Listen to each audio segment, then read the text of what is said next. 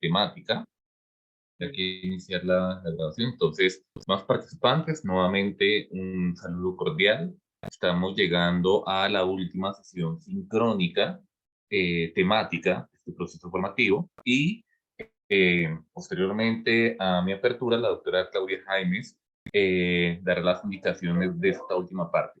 Cabe mencionar, y esto es importante, que a pesar de que en el diplomado el cronograma estaba hasta aproximadamente el 15 de diciembre, se entiende que en estos procesos formativos, como lo voy a explicar durante mi sesión temática, tiene que imperar la flexibilidad. Claro, se tiene que reconocer las condiciones, las características y sobre todo en los profesionales de la salud que tienen una carga asistencial demasiado grande, tomado a lo que tenemos que hacer como profesores, tienen que habilitar esa serie de espacios, por lo cual se va a habilitar un espacio adicional para que ustedes de manera consensuada puedan llegar a avanzar. Normalmente en estos periodos, algunos avanzan de manera importante y eso quiere decir que si tienen actividades rezagadas, se pongan en contacto con sus distintos tutores para que puedan avanzar. Y ya el próximo año, que regresemos, sé que estamos a hoy, 1 de diciembre, y todavía nos falta un mes por delante, pero pues entienden las particularidades de lo que significa el fin de año. Eh, Se recibirán las actividades, vamos a enviarles un cronograma de cierre de las mismas y posteriormente, de acuerdo al desempeño académico, las personas que terminan aprobando, será una sesión final de entrega de certificados aproximadamente, esperamos en el mes de febrero, dependiendo de la agenda de las autoridades académicas y también las autoridades de las instituciones. Entonces, doctora Claudia, buenas noches. Buenas noches, doctor, y buenas noches, estimados participantes. Ya voy a compartir para arrancar. Ya.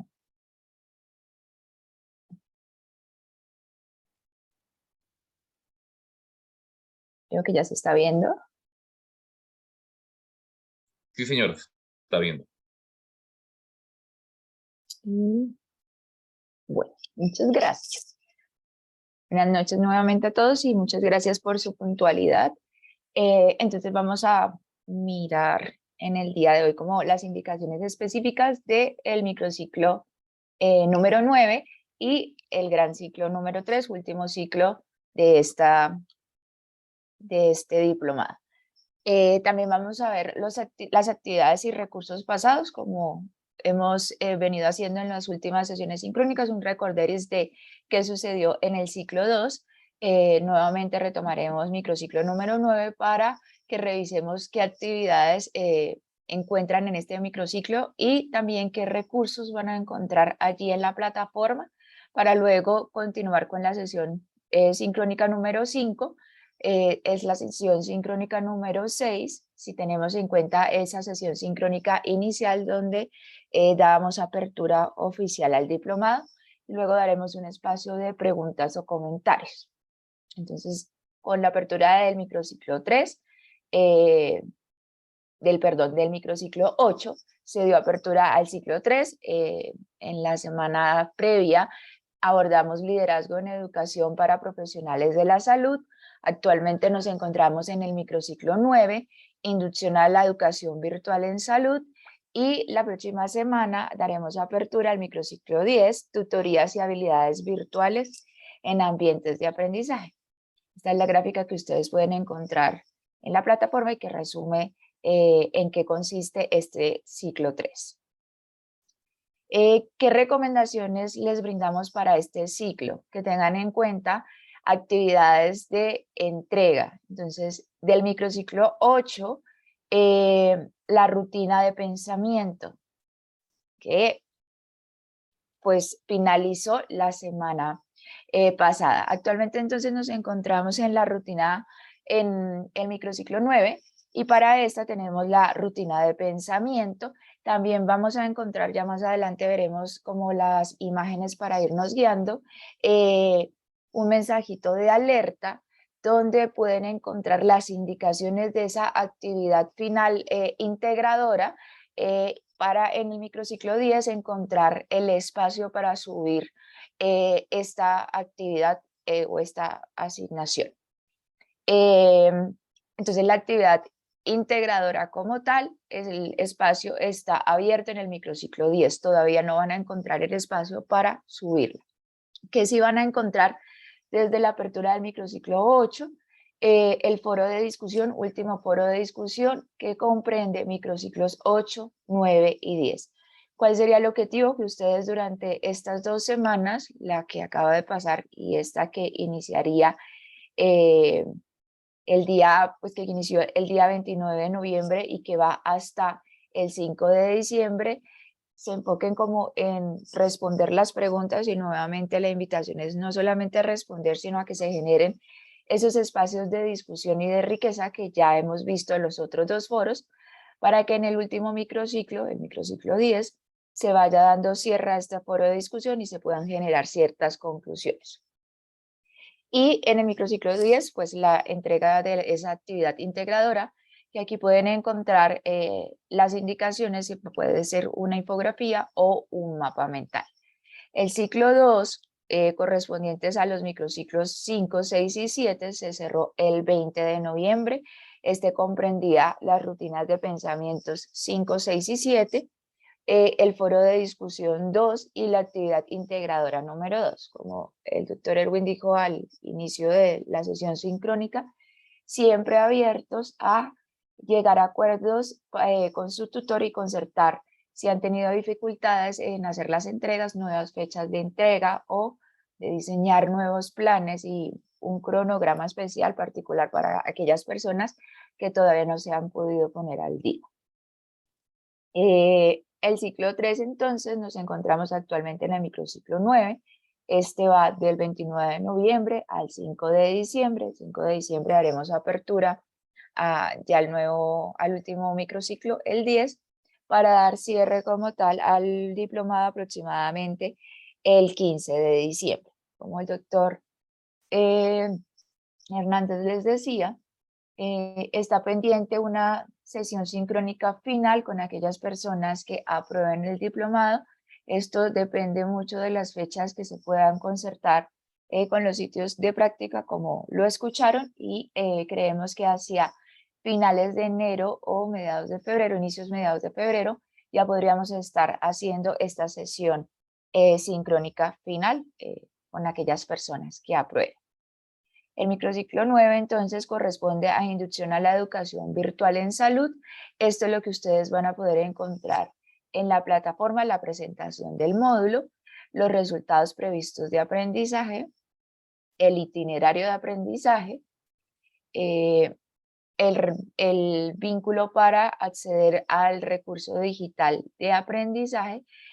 También van a encontrar aquellas lecturas asignadas o recomendadas en este microciclo en particular, la guía de aprendizaje, que nuevamente los invitamos a que la revisen, a que puedan navegar por ella, porque les da esa ruta precisamente de navegación a lo largo del microciclo. La rutina de pensamiento, que en esta ocasión son unas preguntas de reflexión.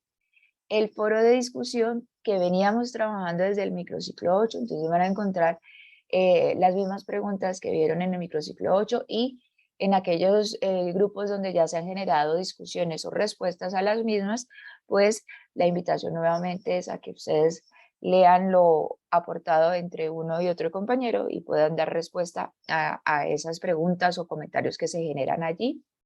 El foro de inquietudes, y además van a encontrar este vínculo de alerta. Como yo les decía, al dar clic allí, lo que van a encontrar son las preguntas para que puedan prepararlas, para que vayan pensándolas, para que vayan reflexionando con las indicaciones para esa actividad integradora final correspondiente al ciclo 3.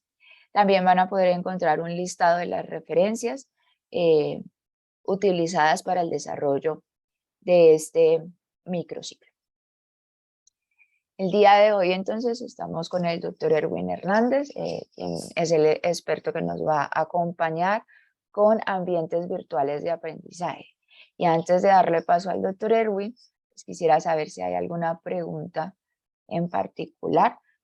Sé que hay varios de ustedes que se han puesto en contacto conmigo, con sus tutores, por dificultades para terminar algunos de los microciclos. La invitación es, pues en primer lugar, agradecerles por hacerlo e invitar a aquellas personas que están teniendo dificultades para que todos podamos culminar el diplomado con éxito. Aquellas personas que ya lo han hecho, estamos dando respuesta en el menor tiempo posible y mi invitación nuevamente es comuníquense con los tutores directamente porque pues son ellos quienes van a estar acompañándolos y guiándolos en ese proceso y les van a poder resolver las dudas más directamente. Pero creo que es eso, es como invitarlos a que es muy flexible, tenemos muchas posibilidades para que todos puedan culminar. Entonces, creo que no hay preguntas, no veo manos levantadas ni en el chat.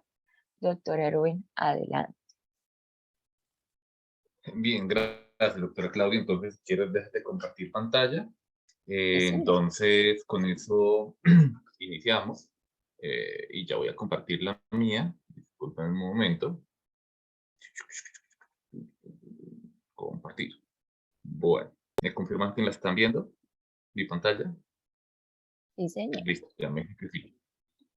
Bueno, entonces, voy aquí ya a poner aquí las diapositivas y en esta sesión el tema que se va a abordar es sobre las generalidades en los ambientes virtuales de aprendizaje en salud. Esto es importante delimitarlo, ya que de pronto en otros escenarios se habla de educación virtual, pero en salud tiene pues, algunas diferencias o particularidades que son importantes mencionar. Para poder iniciar, y recuerden que estamos en un entorno virtual de aprendizaje y de interacción, en algunos momentos resulta fundamental, no tienen que todos levantar la mano y hablar, también puede ser por intermedio del chat. Yo les quiero hacer una pregunta. Cuando ustedes viajan en un avión comercial, ¿se sienten seguros en el vuelo? ¿Por qué?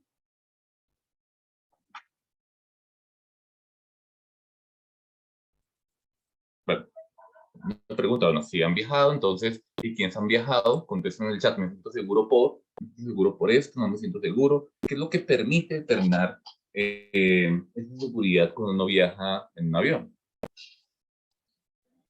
De pronto los procesos para ingresar al avión, digamos que los protocolos que ellos cumplan, el régimen que tengan como un paso a paso y que se cumplan los tiempos que ellos estipulan. Perfecto, dice sí, me siento seguro, hay personas idóneas, hay frente encargadas, hay una lista de chequeo de seguridad, sí, me siento segura, contestan algunos.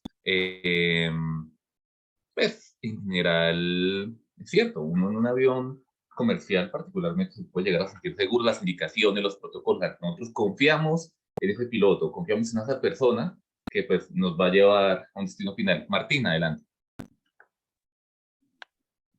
Ese símil lo hacemos nosotros en entrenamiento procedimental para hacer CEPRE, con una diferencia que ya les cuento. Yo creo que uno se siente seguro por la gran cantidad de entrenamiento y de simulación que tienen que hacer. Y la razón es una, que si no hacen ese entrenamiento y esa simulación, la seguridad tiene que ser tanta porque el piloto va adentro. Si el piloto estuviera afuera, no sería seguramente igual, pero el piloto va adentro. Entonces, el entrenamiento en simulación y todo lo que pide la seguridad aérea es lo que hace que uno se sienta tranquilo por el entrenamiento que requieren.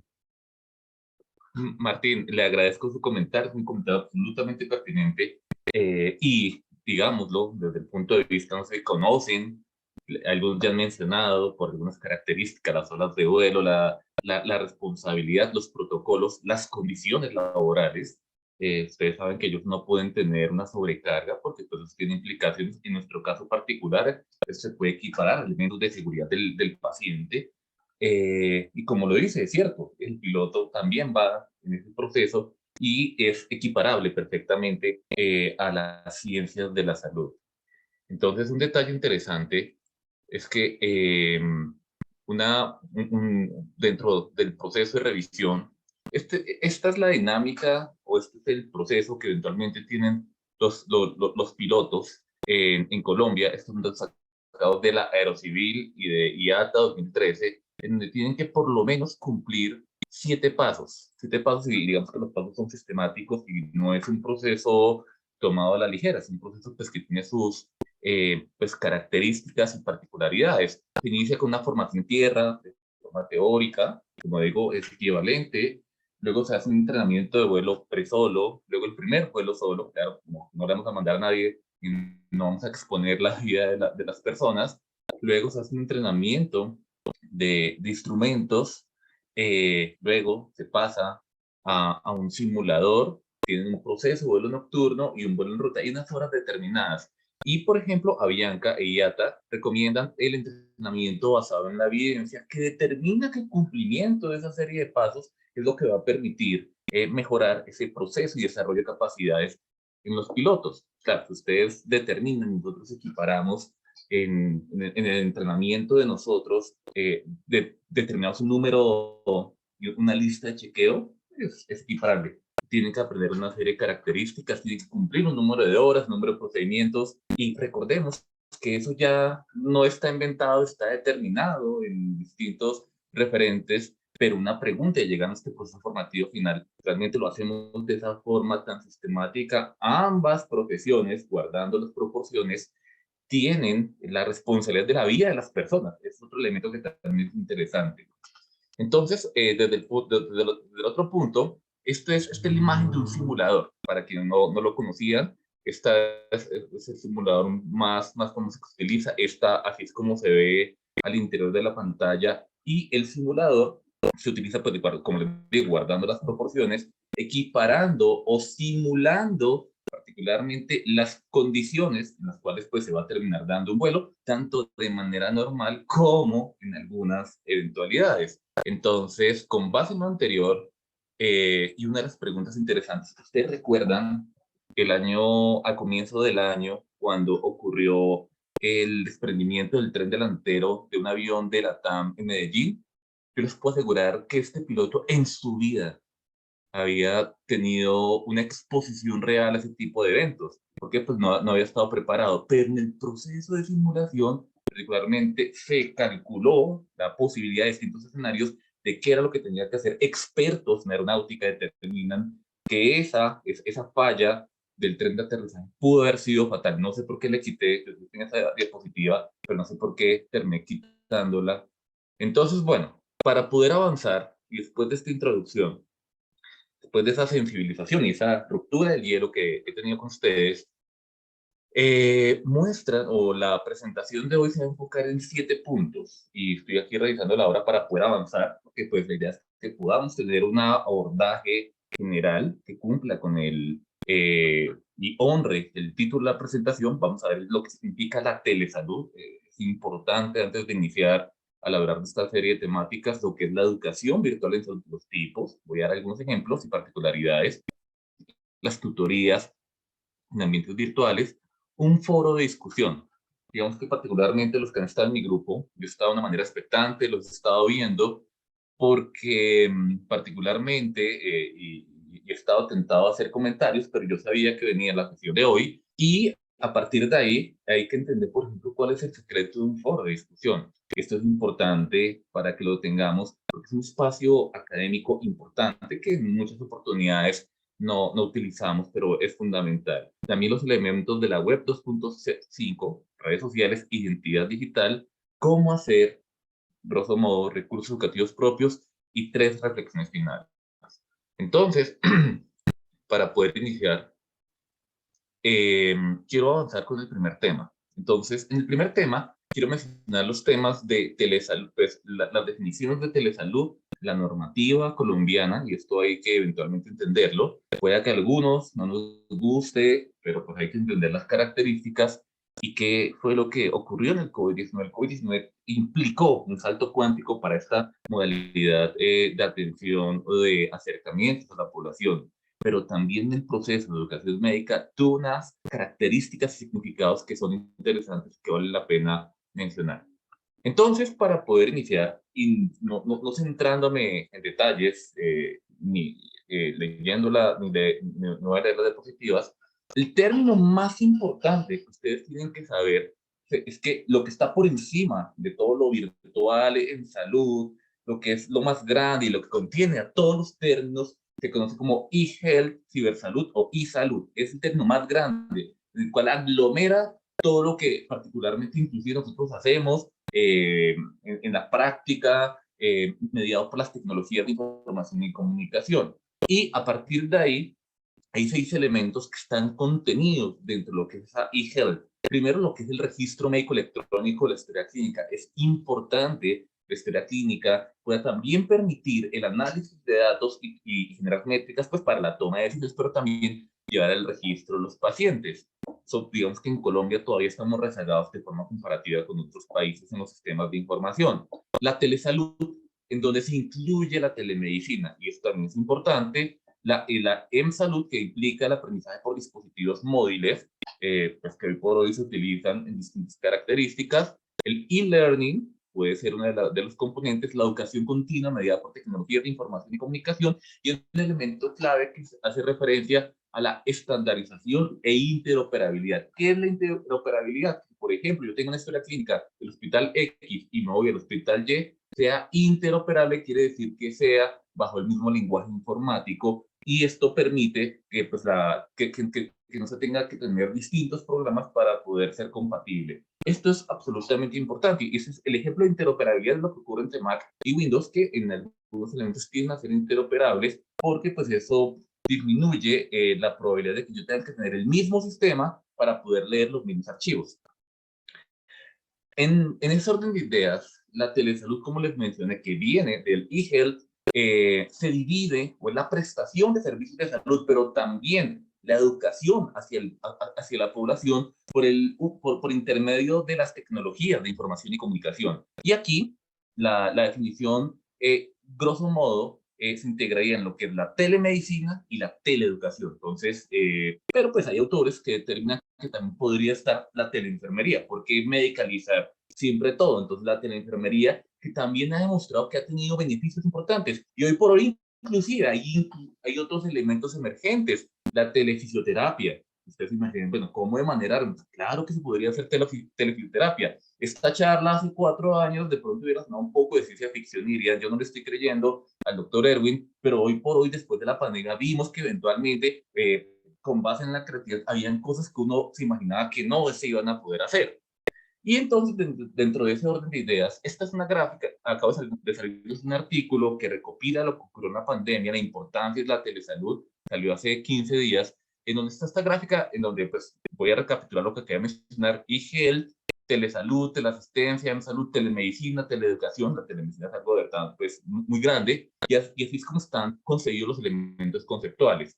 Pero ustedes también van a encontrar distintas formas de telesalud, ya desde un punto de vista más profundo, donde está la teleconsulta, que es una parte de telemedicina, pero también puede ser teleconsultoría o teleeducación hacia el paciente, telediagnóstico, telecuidado, una segunda opinión, teleeducación, capacitación, formación médica. Hoy por hoy, y se lo digo abiertamente, cuando hace 15 años empezaron las primeras universidades en el mundo a ofrecer programas virtuales en Colombia, o en particular en América Latina, consideramos que eran programas que eran de baja calidad. Hoy, ya cuando uno dice, en pleno 2022, que yo hice un máster, pero que sea universitario, por un mecanismo virtual, ya no ven a las personas de esa manera tan extraña que ocurría. Entonces, ¿por qué? Porque esto implica unos procesos y se ha ido avanzando, y a futuro esto va a ser mucho más fuerte. También la teleadministración, teleradiología, teleterapia, todo lo que ustedes le quieran colocar, es posible,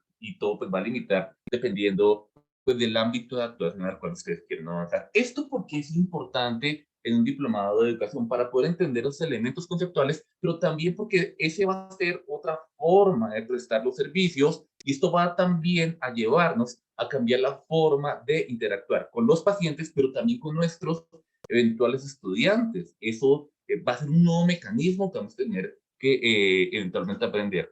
Y en el caso de Colombia, con base en la ley 1419 del 2010, se establecen los lineamientos de telesalud para Colombia. O sea, se establece qué es telesalud para Colombia, y se traduce o se reduce a 2 términos que ya mencioné. Para Colombia, telesalud es telemedicina y teleeducación en salud. que dicho de otra manera es prestar servicios de salud mediados por las tecnologías o educar a pacientes y a profesionales sanitarios por medio de las tecnologías de información y comunicación.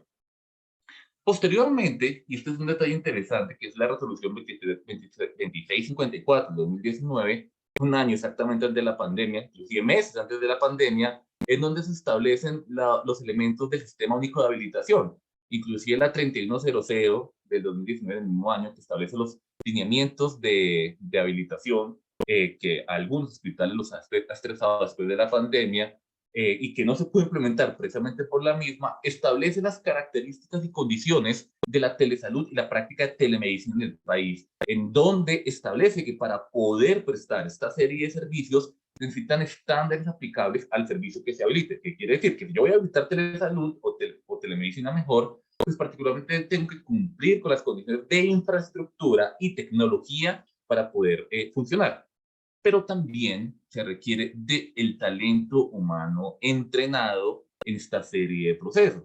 Entonces, esto implica que a partir de lo que se espera a futuro, pues vamos a tener que estar entrenando, va a ser una nueva competencia, inclusive lo que estaba hoy hablando con el ministerio, es que eventualmente a futuro se va a requerir para disminuir las barreras de acceso.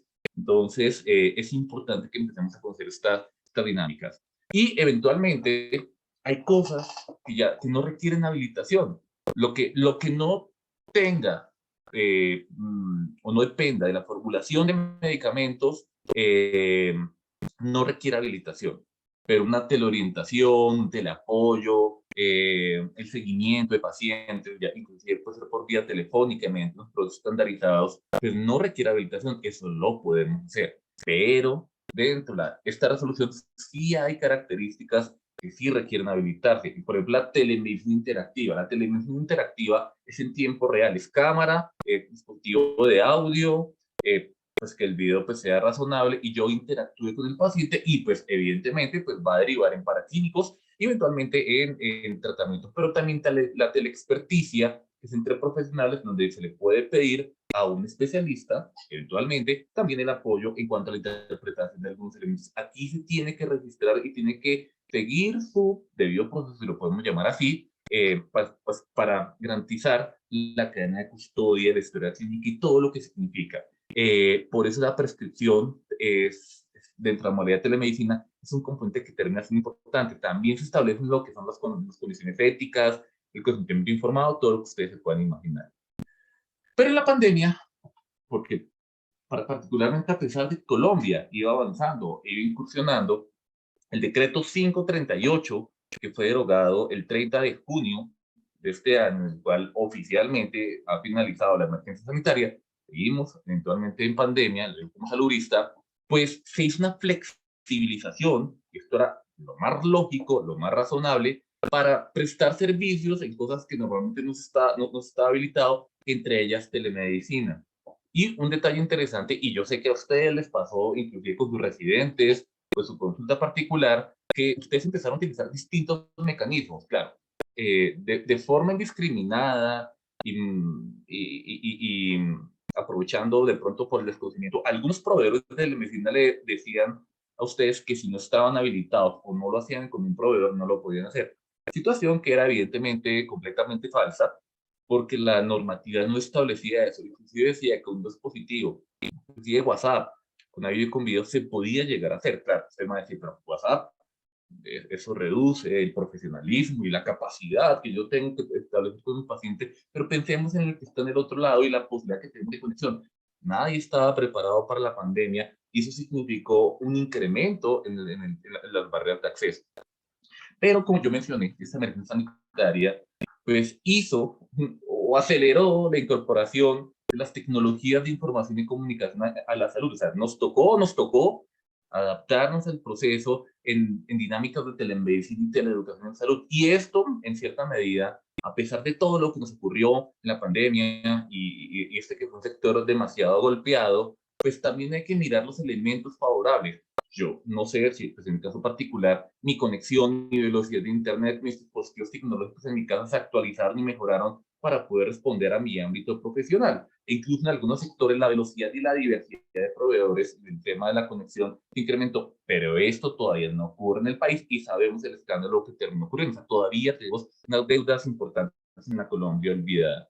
Y por ejemplo, o sea, hay distintos estudios en el caso de la telemedicina que han demostrado los beneficios de la misma telemedicina para poder responder. Por ejemplo, en un estudio se demostró que la telemedicina es la primera línea de los profesionales de la salud para poder evitar y frenar la propagación del COVID-19. ¿Por qué?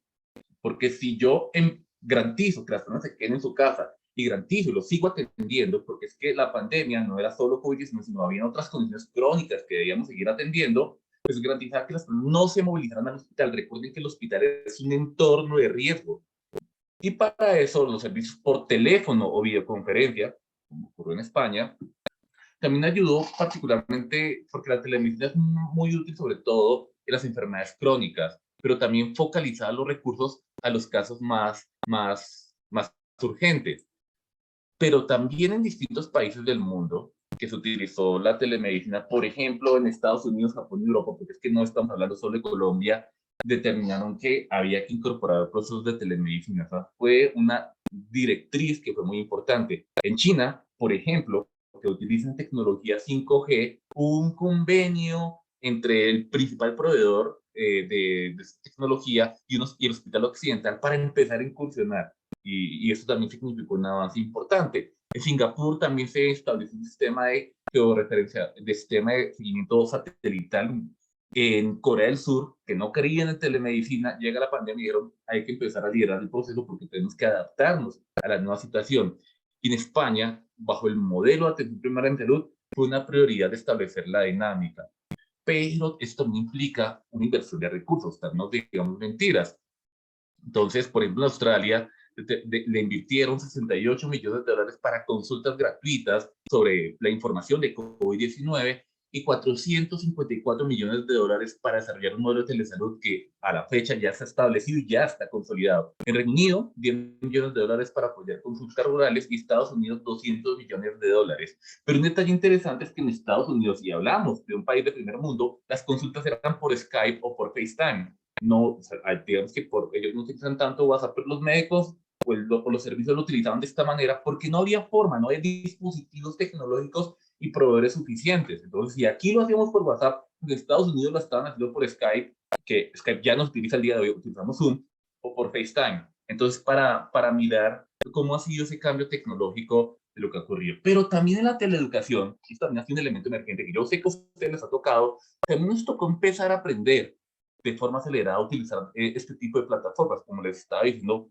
Zoom no lo utilizábamos. Yo particularmente utilizaba Skype o utilizaba Blackboard Collaborate. Y esto también empezó a introducirse en los procesos de educación formal. Google Classroom, Moodle, pues que son los más frecuentes, Teams, que es la que utilizan muchas universidades y entidades del gobierno, Webs, Meet, Zoom, Blackboard, incluso directos por YouTube se utilizaron para, o sea, se han utilizado, eso no ha finalizado, pero también se desarrollaron procesos educativos, empezamos a acercarnos más a los procesos digitales para hacer infografías, cursos masivos, cursos de aprendizaje, que permitieran que el talento humano se capacitara. Es más, dentro del Reglamento Sanitario Internacional, establece que uno de los principales elementos, o el primero, pues después de calmar la histeria colectiva, de acuerdo a los protocolos, o la reacción social, perdón, es capacitar al talento humano en las nuevas emergencias o en las nuevas epidemias.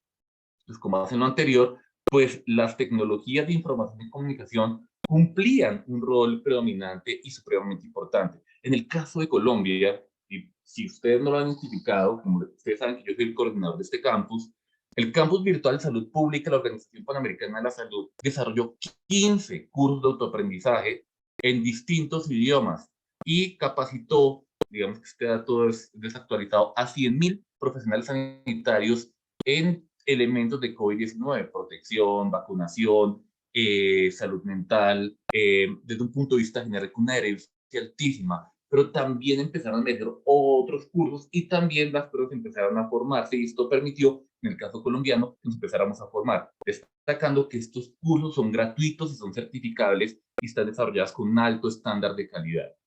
Esto nos lleva, después de lo anterior, a entender que ha habido un panorama que si equiparamos lo que es telesalud, en donde está la telemedicina, la teleeducación, que implicó acercarnos un poco más a la educación mediada por tecnología y la interacción con pacientes, pues nos lleva a entender un poco mejor lo que significa la educación virtual en salud, la cual voy a abordar en algunos elementos. Ahora, lo que estamos haciendo es una de las formas de educación virtual, pero hay otras, y yo creo que ustedes las han utilizado, y voy a utilizar distintos ejemplos para ejemplificar, para mostrar o ilustrar mejor los distintos tipos. Si de pronto entre un tipo de educación virtual en salud, entre uno y otro hay diferencias o no queda claro, les pido por favor que por chat me escriban si les queda claro, o de pronto yo amplío con otros ejemplos.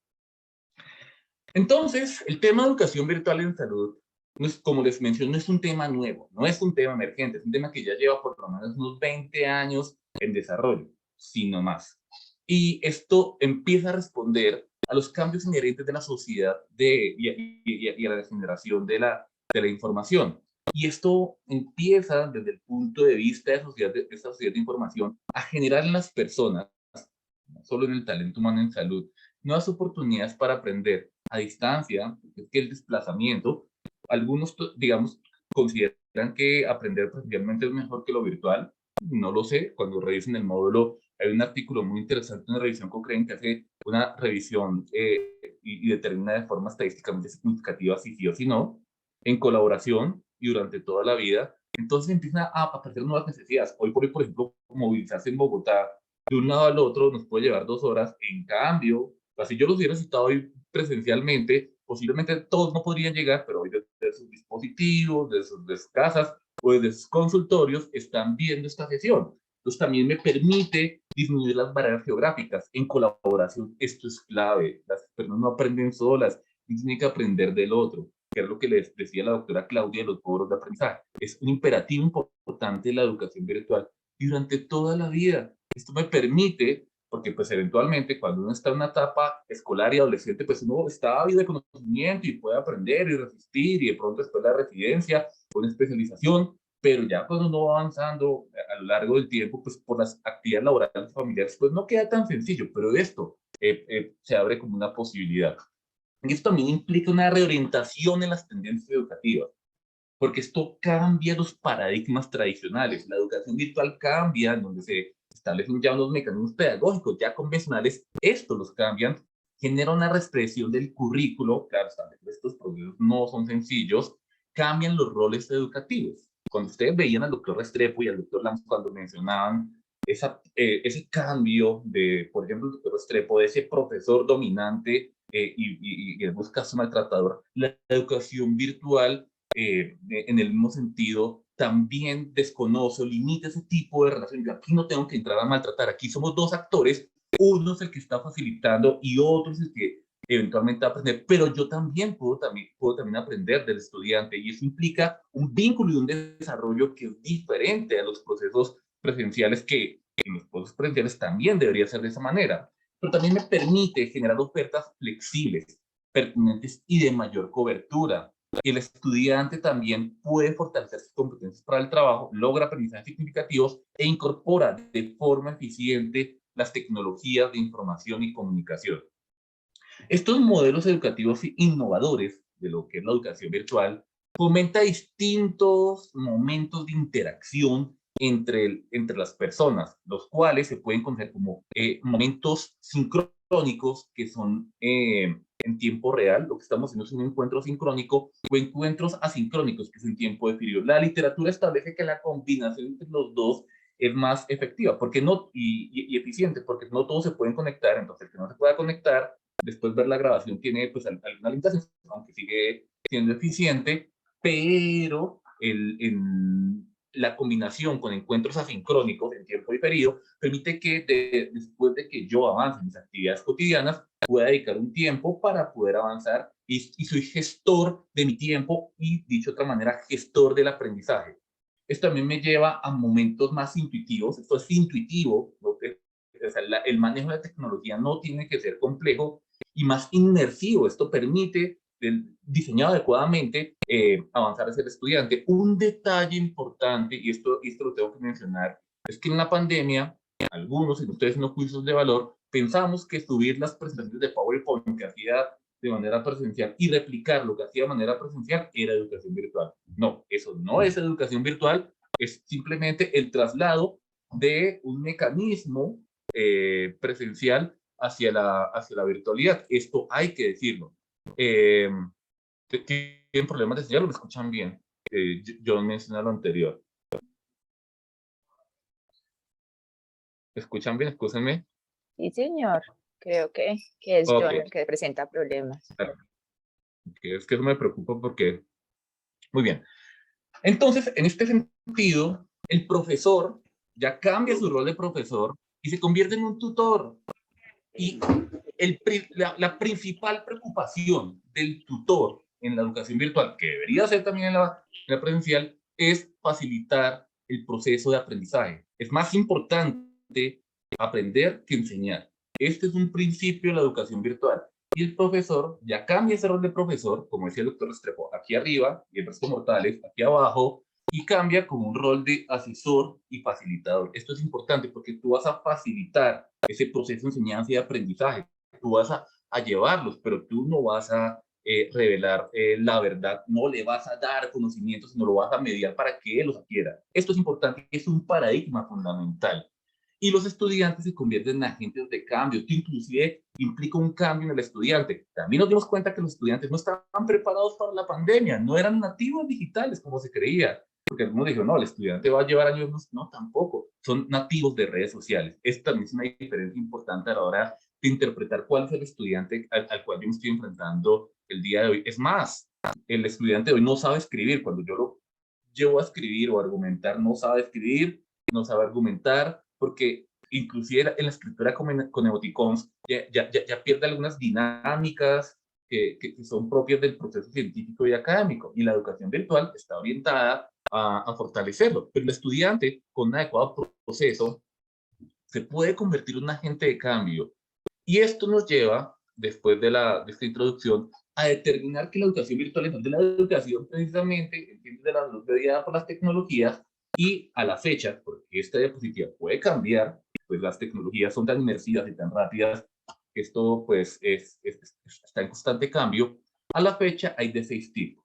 Primero, simulación. Segundo, el aprendizaje en línea, lo que estamos haciendo nosotros en este momento. El uso de juegos.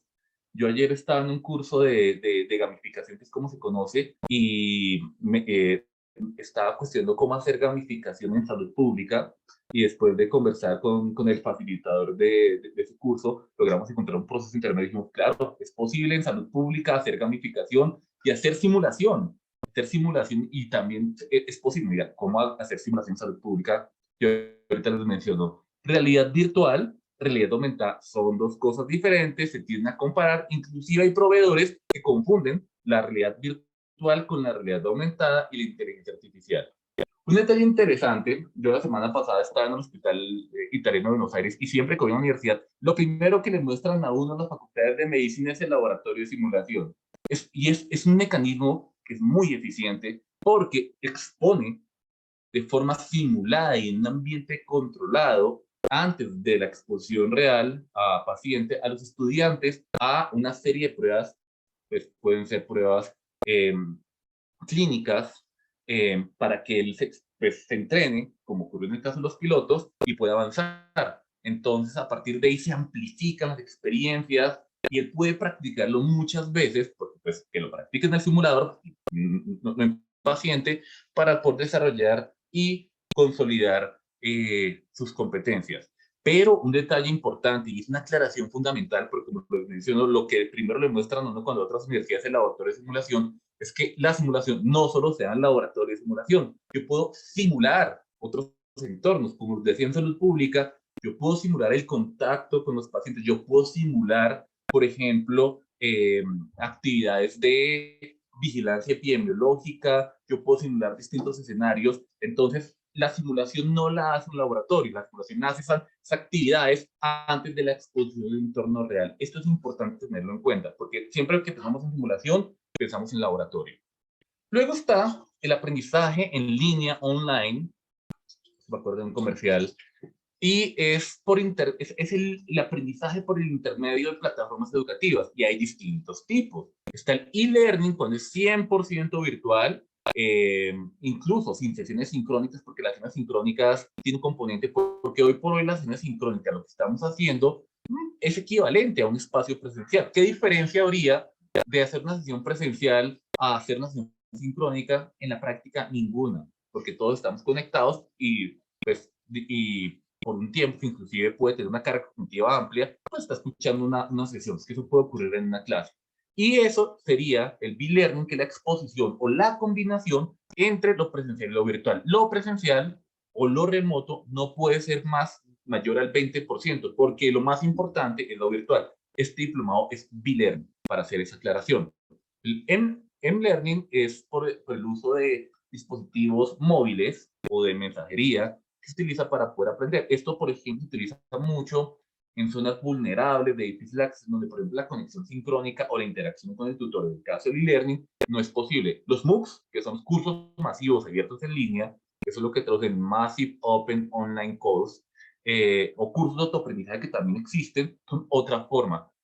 La diferencia con el e-learning es que es el grado de interacción. Mientras en el e-learning hay una interacción entre los participantes, en los MOOCs o en los cursos de aprendizaje, no. Yo mi ritmo, incluso yo me puedo escribir en un curso de aprendizaje hoy y lo termino en 5 años, siempre y cuando la plataforma está abierta, y es correcto, porque a diferencia del e-learning, que se requiere tener un tutor en un tiempo real y tiene un tiempo de caducidad, los cursos de aprendizaje no.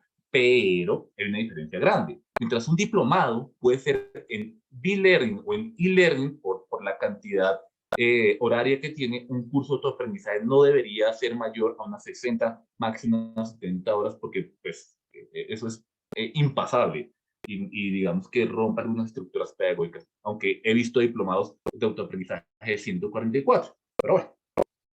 También está el aprendizaje remoto, sincrónico, conferencias, que es otra forma, y hay modalidades mixtas o híbridas o de combinación que ustedes pueden encontrar. Los juegos o la gamificación implica o incorpora el incluir algunos elementos de juego. Ahora, esto no es ir a jugar fútbol con el estudiante, no es ahora vamos a jugar para poder enseñar, entonces nos quieren incorporar nuevas dinámicas, no, simplemente es establecer unos mecanismos complementarios a lo que normalmente ya hacemos, como por ejemplo colocar insignias. Usted, por ejemplo, ya tiene, pues, es como si el Boy Scout, entonces la insignia de poder hacer un buen diagnóstico de abdomen agudo. Estoy colocando un ejemplo y después me suena un poco jocoso. Pero, por ejemplo, insignias o logros a partir de lo anterior, una ruta o juegos de progreso, usted está acá, pero le falta lo anterior, vaya avanzando, o retos para los estudiantes que se impongan. Yo tengo una lista, Checo, tiene que cumplir estos retos, o cómo solucionaría estos retos y estas características. Digamos, incorporar de una manera un poco más didáctica lo que normalmente hacemos. Como les digo, no es tampoco hacer una transformación diferente, no es pensar en las características. Luego viene la realidad virtual. La realidad virtual, como usted lo ve en la imagen, implica meterse a otro, dicho de otra manera, universo o metaverso, si quiere establecer, en donde en ese otro universo hay otras condiciones y características. O sea, yo puedo, con el uso de unas gafas de realidad virtual, inclusive con guantes que ya se utilizan, entrar a otro mundo que es similar a este mundo real. Son dos mundos diferentes. Está el mundo real y está el mundo virtual, y en ese mundo virtual realizar actividades que son similares a las del mundo real. Por ejemplo, puedo simular una historia clínica, puedo simular algún procedimiento, una cirugía, eso lo puedo simular. Claro, que la tecnología hoy ha llegado a eso, no. Digamos que hasta ahora estamos empezando a incorporar. Por ejemplo, yo he visto algunos dispositivos que están intentando, con el uso de gafas, mostrar de pronto algunas características. Mira, usted puede agregar lo que es el cuerpo humano, pero eso no es realidad virtual, eso es realidad aumentada, dicho de otra manera. Y esa misma exposición se puede conseguir, por ejemplo, con la Encarta. Los que utilizamos computadores y hacíamos esos viajes virtuales, pues no teníamos que ponernos gafas. Yo, por ejemplo, no puedo por la medida del estigmatismo, pero, por ejemplo, hacíamos ese recorrido. Pero un ejemplo claro de la realidad virtual es lo que se ve en la película Ready Player One. Los que la han visto, Steven Spielberg, es el mejor ejemplo de cómo un ingresa a otra realidad. Inclusive hay otras series o características que ustedes pueden ver de lo que significa ese otro mundo, pero se dice que a futuro, y no es ciencia ficción, la enseñanza, la ciencia de la salud va a ir hacia allá. Puedo simular, inclusive con distintos guantes puedo llegar a sentir, inclusive puedo llegar a palpar y tener algunos elementos, digamos, táctiles que pueden identificar en un ambiente pues simulado, pero pues en realidad virtual, lo que ocurre, lo que ocurre en el otro mundo. Esta es la realidad aumentada. La realidad aumentada es la combinación entre lo real y lo virtual. La diferencia con la realidad virtual es que aquí yo tengo dos mundos, tengo dos universos. En cambio, la realidad aumentada es la combinación entre los dos. Entonces, como ustedes pueden ver, en la gráfica, yo tengo un maniquí y hay una tableta que está señalando qué es. Entonces, la tableta, si ustedes se fijan, esto no existe en la realidad. Hay un dispositivo que me está aumentando la realidad. Y si yo lo puedo aumentar, inclusive me puede dar más detalles. Un ejemplo clásico, que de pronto algunos de sus hijos o sobrinos pueden utilizar, o hasta ustedes, es el juego Pokémon Go. El Pokémon Go es un juego que utiliza realidad aumentada, donde simula que al frente del televisor hay un Pokémon y tú lo tienes que atrapar. Cuando uno observa, ahí no hay ningún Pokémon, pero el dispositivo supuestamente sí, y hace esa combinación entre la realidad. O lo que hace el Google Translate en el tema de cámara, les pido ahorita que ojalá cuando terminen la sesión lo hagan, ustedes en el Google Translate y cambian de inglés a español e inmediatamente en la pantalla cambia de idioma de manera automática. Por ejemplo, el tema de idiomas, se tiene proyectado que va a desaparecer la enseñanza a futuro porque los dispositivos virtuales particularmente lo van a reemplazar. Jueguen con Google Translate y me van a dar la razón. Incluso hay dispositivos que hacen traducción automática y eso pues no está lejos a la vuelta, eso está más cerca que lejos. Y tenemos también la inteligencia artificial. Ustedes han visto que ya en otros campos de conocimiento se empiezan a incorporar ya la modelación, incluso o sea, hablamos de machine learning, procesamiento de lenguaje neuronal, sistemas expertos, automatización, robótica. Esto inclusive va a tener implicaciones bioéticas importantes. Yo veía la semana antepasada en Estados Unidos un servicio funerario con base en inteligencia artificial. Entonces grababan al adulto mayor, porque era un adulto mayor, le grabaron distintas frases, lo grabaron con 18 cámaras, y el día del sepelio, el adulto mayor apareció holográficamente y respondía a preguntas que la inteligencia artificial tan se anticipaba con la voz del adulto mayor de lo que le estaba diciendo. Muy innovador, muy revolucionario, pero hacia allá vamos. Entonces, digamos que eso implica que eventualmente las profesiones y la forma de enseñar va a cambiar. Y es importante, porque pues, digamos que hasta ahora estamos incursionando en ese campo, conocer qué es lo que significa. Esto nos lleva a concluir en la segunda parte de la presentación, y esta, pues digamos que me interesaba que fuera la más larga, que la educación virtual evidentemente es una alternativa para fortalecer las competencias con métodos innovadores y actuales, pero diseñar un curso virtual no es trasladar el material de lectura a una plataforma virtual o vaya, vea la diapositiva, lea el PDF y luego aquí me responde, no, eso no es educación virtual, pero una discusión que se está dando. Hace 6 meses yo decía que no, pero ya después de interactuar con ustedes mismos me han hecho cambiar de opinión. Yo decía, no todo se puede virtualizar, porque esa interacción, ese trato con el paciente, el examen físico, la palpación, eso se tiene que hacer presencialmente. Pero ustedes mismos están diciendo, no, ¿y por qué no con realidad virtual? ¿Por qué no hacerlo de tal manera? Entonces, yo lo digo abiertamente, ustedes me hicieron cambiar de opinión. Yo dije, ¿será que todo se puede virtualizar? Y a partir de todos los ejemplos que ustedes me han dado, ustedes mismos buscan las alternativas. Y sí, hemos encontrado que eventualmente a futuro todo posiblemente va a ser virtualizable, es decir, de la salud. Esto implica un cambio, un paradigma importante. Esto va a ser revolucionario. Claro, que no sé si va a ser en 20, 50 o 100 años, pero hacia allá eventualmente va a ir la enseñanza en ciencias de la salud, inclusive la actuación. Hay especialidades que eventualmente van a tener que cambiar o van a tener que adaptarse por el tema de inteligencia artificial. Se considera que a futuro con el desarrollo de la tecnología todo va a ser posible, pero va a cambiar todo este proceso, inclusive la misma interacción. Eso va a tener, como digo, implicaciones desde el punto de vista ético y bioético. Esto nos lleva también a lo que es la tutoría virtual. Como ya les mencioné, yo no hablo aquí de docencia virtual, yo hablo aquí de tutoría. Somos facilitadores. Y bajo esas ideas, el profesor o el facilitador virtual está inmerso en los ambientes virtuales de aprendizaje. Un ambiente virtual de aprendizaje es un escenario de práctica que utiliza las tecnologías de información y comunicación y puede ser el conjunto con otros entornos la base de un programa y, curricular. O sea, la educación, los ambientes virtuales de aprendizaje ya empiezan a ser uno de los ambientes educativos que tenemos que incorporar. Pero para hacer un curso virtual hay 4 elementos que la educación virtual o el e-learning o el b-learning, si lo queremos llamar de esa manera, o cursos de autoaprendizaje, eventualmente pueden llegar a tener un autoaprendizaje, tiene algunas limitaciones en comparación con el e o el b-learning. Primero viene un modelo pedagógico de lo que es la educación virtual. Segundo, el rol del participante virtual. Luego, cómo se aprende de una aula virtual. Y por último, la tutoría. Pero también les voy a mencionar cuáles son los factores de éxito y fracaso en un curso virtual. Y eso de qué depende. Lo primero que tengo que mencionar es el modelo pedagógico. La educación virtual, como les digo, no implica trasladar lo que yo hacía en la presencialidad de la misma manera a la virtualidad. No, implica un ajuste pedagógico que está muy bien sustentado y parte de una premisa en la cual se establece que los contenidos, es decir, que los contenidos que voy a enseñar tienen que ser relevantes, actualizados. Aquí hay una gestión del conocimiento que es importante. No es que él se lea 500 páginas de un día para otro, que también pueda gestionar la educación virtual, de la acumulación incesante de conocimiento. Es lo que yo les decía en los PDF. Hay que saber qué selecciono, qué priorizo en contenidos relevantes y actualizados. Pero también implica un procesamiento que sea muy, o sea, la educación virtual tiene que ser muy planificada, tiene que tener una didáctica adecuada, que sea inmersiva, que sea autosuficiente. Y el dispositivo, ya más adelante, tiene que ser transparente. El dispositivo no tiene que ser una barra, yo tengo que entender y puedo llevar un proceso, como explicaba la doctora Claudia, hay un ciclo, hay unos microciclos, hay una ruta, hay un proceso, hay unas actividades que la misma plataforma sin explicación lo da.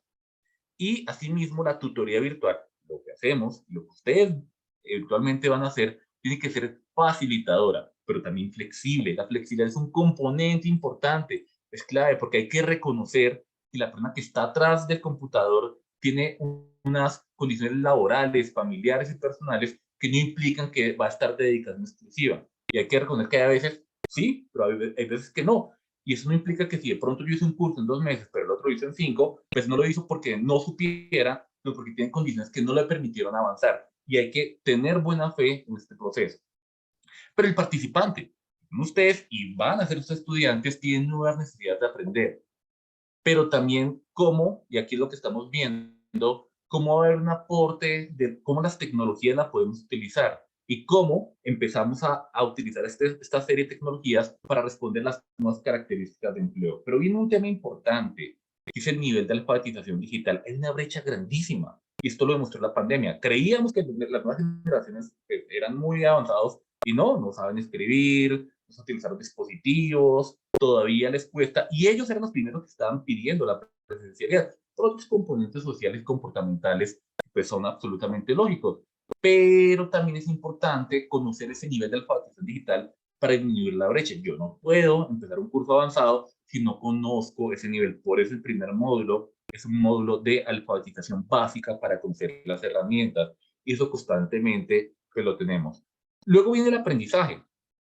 El elemento más importante y clave del aprendizaje en un entorno virtual es el tutor, la influencia de este tutor que está ahí. Posiblemente uno no le necesite, posiblemente no interactúe, pero ustedes saben que está ahí una persona que los está viendo y que está para responder. A veces la plataforma es autosuficiente y ustedes pueden ir, pero ocurren eventualidades donde no, yo no pude hacer, me colgué y, un defecto que tiene la educación virtual, sobre todo el e y el b-learning, es que cuando hay un tiempo definido, uno se empieza a angustiar y se puede motivar porque no pasé el módulo 3, entonces ya no terminé el curso. Pero la flexibilidad y ese contacto con el tutor pueden permitir establecer tiempos personalizados. Eso en la presencialidad no siempre ocurre. Y esto tiene que llevar también a teorías y modelos pedagógicos que se estructuran. Hay que evitar ese conductismo, hay que fomentar el constructivismo y el cognitivismo, ese conductismo en donde yo quiero que usted repita y replique lo que yo le estoy enseñando, ¿no? Esto puede emerger procesos de construcción. La educación virtual parte de esos modelos, pero se incorpora una nueva teoría y modelo pedagógico y es el conectivismo. Hoy por hoy las personas no aprenden de manera lineal en los entornos virtuales. Me explico. Cuando ustedes querían aprender, o como también yo aprendí, porque yo no soy tan joven, pues uno iba a la biblioteca, sacaba un libro y uno leía un capítulo, quiero aprender de falla cardíaca y aprendía de manera lineal. Yo voy pasando el libro y voy aprendiendo, entonces, factores de riesgo, etiología, diagnóstico, tratamiento, complicaciones, y uno iba leyendo. Uno leía de manera lineal. Hoy por hoy es complejo, inclusive algunos estudiantes todavía compran libros. A mí me gusta comprar libros, tengo que confesar, y me gusta todavía esa forma lineal de aprender. Pero, por ejemplo, si yo les pongo a mis estudiantes, llegan el ejercicio de buscar sobre la historia de Colombia. ¿Qué es lo primero que hace una persona cuando lo ponen a buscar la historia de Colombia? Google y coloca en Wikipedia historia de Colombia y Wikipedia lo va a llevar. Esta es la parte del conectivismo que les estoy explicando. El conectivismo implica que el aprendizaje no es lineal. Es Colombia, país que queda ubicado en Sudamérica, hay un enlace. Entonces el estudiante le da clic. Entonces es Sudamérica, que queda ubicado entre el Océano Atlántico y el Océano Pacífico, clic en el Océano Atlántico. Océano Atlántico, que es más cálido y no particularmente hay predominio de tiburones tigre, o clic en tiburones tigre. Ustedes se fijan, abrió 4 páginas y no pasó el primer párrafo de historia de Colombia. Inclusive si pasaba Simón Bolívar, también hubiera dado clic en Simón Bolívar y particularmente hubiera abierto distintas páginas. Y el estudiante aprendió lo que él quería aprender y lo aprendió de distintas maneras. Entonces quiere decir que el aprendizaje ya no es lineal, el aprendizaje está interconectado o está conectado y eso implica que él va a aprender de manera diferente. Y también para nosotros implica que tenemos que entender esas formas de aprendizaje. Y es muy posible que este estudiante haya realizado 5 cosas cuando yo le pedí que solo realizara una. ¿Por qué? Porque él aprendió lo que él quería aprender. Y también tenemos que reconocerlo. Esto es muy importante. Claro, no tenemos una Wikipedia para ciencias de la salud, pero ojalá a futuro se pueda establecer un proceso similar, porque eso buscaría un proceso más sistémico e integrado.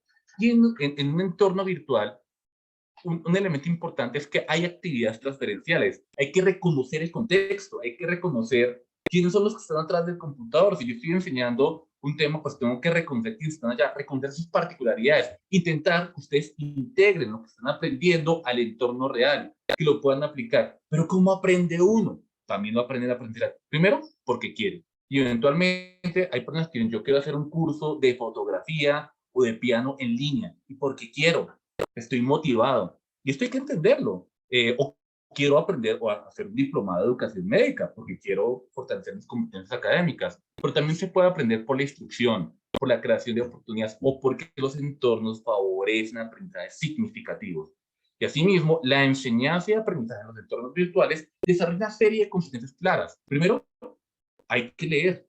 Hay que leer o con la pantalla, con la animación, las lecturas, pero hay que leer.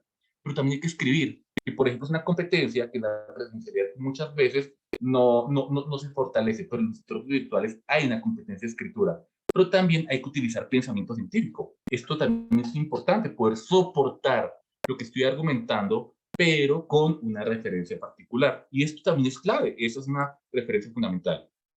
Y el tutor virtual, en este caso nosotros, pero ustedes lo van a hacer a futuro, implica que deben tener unas estrategias claves. Metodología colaborativa es absolutamente clave.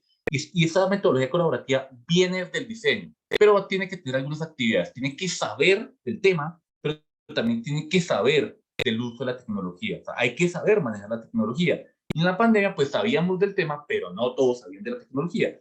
Una brecha importante. Para ser tutor virtual hay que conocer los 2 elementos. ¿Por qué? Porque el estudiante le puede preguntar a uno, profe, ¿y cómo subo la tarea acá? Es un elemento que es muy importante, que posiblemente nos pasó. Y también tiene unas funciones. Tiene que cumplir características específicas para la virtualidad. Tiene que fomentar la interacción entre los demás, porque no es un monólogo entre profesor y estudiante, porque esto también es muy lineal, eso es muy clásico y hay que romper ese mecanismo clásico y unilateral entre profesor y estudiante, porque el aprendizaje está por fuera del profesor. Recuerden, somos facilitadores, pero también se debe fomentar el aprendizaje individual y el colectivo y también tiene que tener dominio informático. Pero dominio informático pues no es que desarrolle una app o haga una animación, sino simplemente conozca las características de la plataforma. Pero la misma evidencia, y esto ya es del año 2005, ya lleva sus 17 años, por eso les digo que esto no es nuevo, pero es absolutamente vigente, recomienda o reconoce elementos de fracaso en un entorno virtual. El estudiante, o sea, sus estudiantes, o ustedes en este momento, no disponer de suficiente tiempo. Esto implica tiempo, porque a diferencia de algunos diplomados presenciales en donde, expusen el comentario, se calcula por el número de horas en las cuales uno está sentado, aprenda o no aprenda, y ahí tienen certificado. Acá sí hay que dedicar, aquí si uno no le dedica tiempo a las actividades, pues no va a probar. Eso yo tengo un nombre a las actividades presenciales, pero por supuesto no lo voy a decir acá. Albergar expectativas irreales. Estos procesos tienen un límite o tienen un alcance que es muy importante que se conozca desde el inicio. Evidentemente, ustedes saben, este diploma tiene el objetivo de introducir a la educación ciencia de la salud, pero dependerá de ustedes que sigan fortaleciendo y estableciendo estilos particulares. Matricularse en un curso que no responda a sus objetivos, no tener estrategias y estrés adecuadas en la formación en línea. Claro, esto no es grave porque esto se puede aprender, pero por ejemplo subir una hoja de cálculo, un procesador de texto, saber subir, saber hacer el clic, el correo electrónico, es lo mínimo, pero no van a creer, hay personas que todavía no tienen esos dominios y hay que acompañarlos muchísimo. Esta es la limitante menos importante para mí, no participar en actividades colaborativas. Entonces, creer que ingreso un día y no interactúo con los demás y ahí aprendí. No, porque me estoy quitando una posibilidad de aprender del otro. Y el tutor también puede aprender. Nosotros no tenemos la verdad revelada, como ya lo mencioné, en los entornos virtuales. Desconocer los canales de ayuda. No tener en cuenta el costo económico añadido. ¿Qué implica un costo económico añadido? Una buena conexión, un buen dispositivo, porque eventualmente si yo quiero la sesión sincrónica y además quiero ver bien la presentación, pues eso implica un ancho de banda. La ventaja de la pandemia es que esto pues se hizo un poco más barato y hay distintos proveedores. Si uno quiere ser profesor en línea, el primer principio o la primera regla es que uno tuvo que haber sido estudiante en línea. Yo no puedo ser profesor en línea si no antes no he sido, si no he sido estudiante en línea. ¿Por qué? Porque cuando uno es estudiante en línea, conoce las dificultades, conoce que hay que dedicarle tiempo, conoce que uno no pudo entregar la tarea, que si la tarea decía a las 11:59 y que no alcancé porque pues, me pinché, no alcancé a llegar a la casa, no lo subí o el computador se apagó, pues eso genera angustia. Pues cuando uno no conoce las dificultades que tiene un estudiante en línea, como profesor no puede ser empático y no las puede solucionar. Entonces es la primera regla, conocer. Y en el mismo sentido, esto también ocurre en la presencialidad con nuestros estudiantes. Saber que también fuimos estudiantes y tuvimos algunas dificultades. Esto es importante dentro del proceso pedagógico. No dar respuesta o dar respuesta tardía, no entrar en el aula, no dar claridad en las indicaciones. Esto nosotros lo hemos subsanado por distintos elementos. La misma plataforma de las sesiones sincrónicas, un espacio de estar de forma constante con usted, ser muy rígido. No, si no me entregan hasta tal hora, de malas. Y ahí lo que estoy diciendo es que él no aprobó, pero no aprobó porque no entregó, no porque no hubiera cumplido con las competencias. Es una interpretación diferente. No mostrar cercanía y contribuir la sobrecarga del estudiante. Yo tenía un compañero profesor que cuando el estudiante le hace una pregunta, mira, léete este PDF. Y el PDF lo deja más confundido. Y le hacía otra pregunta, le mandaba dos. No, es que eso contribuye. Lo que está definido es lo que es. Tiene que mandar más allá de lo que está y para eso también están las sesiones sincrónicas. Y la institución, en este caso la Universidad de La Sabana, no ofrecer una ayuda técnica. Recuerden que hay un equipo técnico que los está apoyando y se hizo un proceso inclusive previo. No proporcionar capacitación al profesor. El profesor se tiene que capacitar. No ofrecer formación preliminar al estudiante, módulo 1. Ofrecer expectativas irreales al estudiante. No tener organizado un curso. No ofrecer un servicio de orientación. Contribuir la sobrecarga, la tramitología. No tener en cuenta las situaciones del estudiante y establecer trámites administrativos complicados. Esto nos lleva a un punto importante, al punto número 4, ya estamos llegando estamos pasando la mitad de la sesión, que son 6, pero la parte 7 son solo 3 diapositivas muy corticas. Y es que un foro de discusión, por ejemplo, un curso de o B-Learning, es un tema clave para el aprendizaje colaborativo, porque ustedes entregan las rutinas de pensamiento, eso es individual, entregan los cuestionarios, es individual, pero el único espacio donde tienen para debatir con sus compañeros es en los foros de discusión, y los foros son un espacio de intercambio, pero hay unas reglas importantes. Entonces, ¿qué pasa? En este momento, ustedes han visto, los foros siguen abiertos, y algunas personas entran, pongo mi participación y nunca más aparezco en el foro. No interactué con los compañeros, no sé qué están diciendo, están de acuerdo o en contra, o tienen una teoría o una referencia supremamente interesante que yo no había tenido en cuenta. Entonces estoy desconociendo. Los foros de discusión son una de las herramientas más desaprovechadas, pero que no se comprende y hay personas que no les gusta, pero es supremamente importante, sobre todo en este tipo de temáticas. Ustedes han visto que las preguntas son preguntas que no tienen una respuesta correcta. Eso es importante que lo tengan en cuenta. No hay respuestas correctas. Y hay varias recomendaciones para elaborar preguntas de discusión, preguntas que no podrían elaborar también en la presencialidad. Primero, deben promover la argumentación del estudiante. El estudiante tiene que argumentar su punto de vista, no decir, estoy de acuerdo, pero ¿por qué? Establezca el pero ¿por qué está de acuerdo? ¿No? Y determinar un argumento un poco más fuerte. Se debe aprovechar la experiencia y el contexto. Por ejemplo, en instituciones hice tal cosa y he podido implementar y en esta dificultad. Pues no es que sea la mejor evidencia, pero parte del contexto y esto ayuda a aplicar un entorno real esa discusión, porque de pronto esta situación no es la misma del otro o las dificultades son similares. No hay una respuesta única o respuesta correcta. Los foros de discusión no tienen eso. Cada foro es diferente y cada foro tiene que ser autosuficiente para que los estudiantes participen. Debe fomentar la construcción de consenso o acuerdo. A veces no los hay, a veces hay disensos. Por ejemplo, hay que quitar las aseguradoras, que es otra pregunta que yo haría. Algunos dirían sí, otros no. ¿Por qué? Pues debatan. Hay que dejar el espacio. Y el tutor simplemente es observador, porque el tutor particular, él puede llegar a interferir o puede llegar a moderar, pero él no puede dar su punto de vista, porque él también entra en ese proceso de discusión colaborativa y debe favorecer la exposición de distintos puntos de vista, pero se deben evitar algunos temas polémicos, porque hay temas que siempre van a generar polémica, pero al ser polémicos, pues, obviamente genera un debate, pero se deben evitar temas sensibles como temas religiosos, temas políticos, ideológicos y deportivos. La gente hoy todavía se mata porque pues no pasó Millonarios, Santa Fe permitió que Pereira pasara. No es que yo sea hincha en uno de los equipos, pero pues hoy en redes sociales se hacía mofa de eso. Son temas que no se deben colocar. Y hay unos ejemplos de preguntas. Esto que les estoy mostrando no está en las diapositivas, pero no está en los materiales, y por eso es importante que yo me pueda centrar en esto en un buen, en un buen tiempo. Una pregunta incorrecta, la que tiene aquí a la izquierda, las preguntas incorrectas, y aquí tenemos las preguntas correctas. ¿Robar es bueno o malo? Claro, ya estoy haciendo de base como profesor un juicio de valor, porque evidentemente robar es malo. Claro, porque pues partimos de los valores, una serie de características, y en ese caso la pregunta para determinar ese componente con base también en las competencias del curso es ¿qué piensan los motivos por los cuales las personas pueden llegar a robar? Esto es diferente, no por necesidad o porque hay condiciones de desigualdad o particularmente porque están acostumbrados y les gusta robar, no sé, yo no puedo hacer juicios de valor. Es una pregunta que es diferente y sí se da para elementos argumentales. Otro ejemplo de pregunta. La mayoría de la población no tiene cobertura del sistema de salud actual y las personas están muriendo por causas evitables. ¿Usted está de acuerdo con que este sistema debe cambiar? Yo pongo una premisa. Digo que el sistema no sirve. Ya estoy diciendo que no sirve. ¿Hay que cambiar? Pues claro, estoy ahí argumentando, estoy diciendo al estudiante que diga que sí. Lo estoy llevando, estoy siendo conductista con mi pregunta. En cambio, una buena pregunta sería, ¿cuáles son los problemas del sistema de salud actual y qué acciones se podrían considerar para solucionarlos? Aquí no estoy diciendo que es un cambio, de pronto algunos elementos.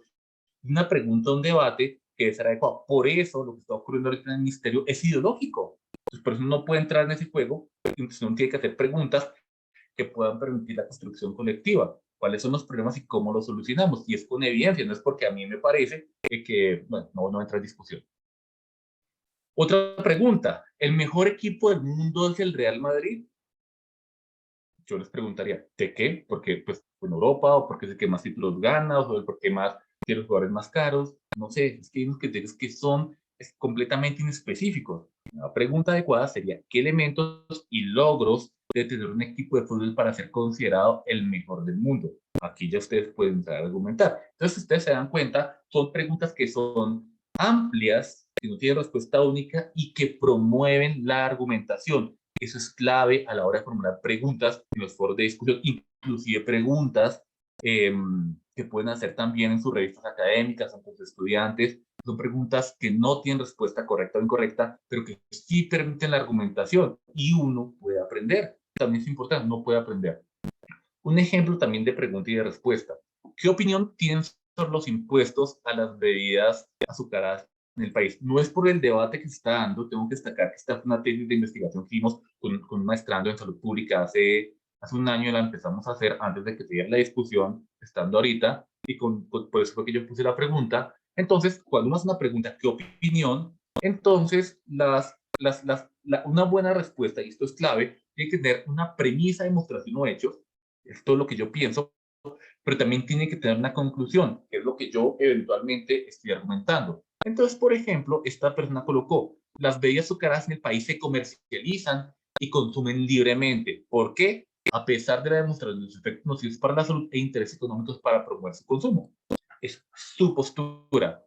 Si fuera, por ejemplo, la de ustedes, que no la voy a preguntar, no, es muy importante que se puedan quitar, pero entendemos que puede afectar la canasta familiar. Es un tema que puede permitir en la adecuada respuesta. Recuerden, no hay preguntas, no hay respuestas correctas, pero hay que argumentar el por qué y el para qué y esto qué significa. Y las respuestas tampoco tienen que ser largas. Más de 10 renglones no es lo adecuado. Tengan eso en cuenta, porque respuestas demasiado largas desmotivan la lectura. Y con solo 3 renglones, inclusive en la plataforma para dos, eso puede dar, o sea, puede dar una reacción por parte de los participantes amplísima, ¿no? Mire, yo estoy de acuerdo por esto, y es lo que ustedes tienen que interactuar, tienen que aprender y potencializar todo lo que ustedes saben en sus foros de discusión. Son 3, entonces devuélvanse a los foros, recontraargumenten, avancen, porque los foros, ustedes se han dado cuenta, no han estado calificados, entonces, o algunos, para que puedan avanzar y esto pueda consolidarse. Esto nos lleva a otro punto importante y es conocer la generación a la cual nos estamos enfrentando, y esto lleva a los principios de la web 2.5, las redes sociales y la identidad digital. Entonces, un elemento acá, y voy a hacer nuevamente aquí ya para interactuar, porque ya la carga cognitiva ha bajado, ya les he dado bastante. Entonces, ya para extender, no puedo parar la sesión. Si fuera una clase que no estuviera grabada, pues la paro para que hagamos una pausa activa, pero la pausa activa la voy a hacer de una manera diferente. Ustedes tenían 10 años, cuando tenían 10 años. Aquí puede haber una diferencia generacional grande.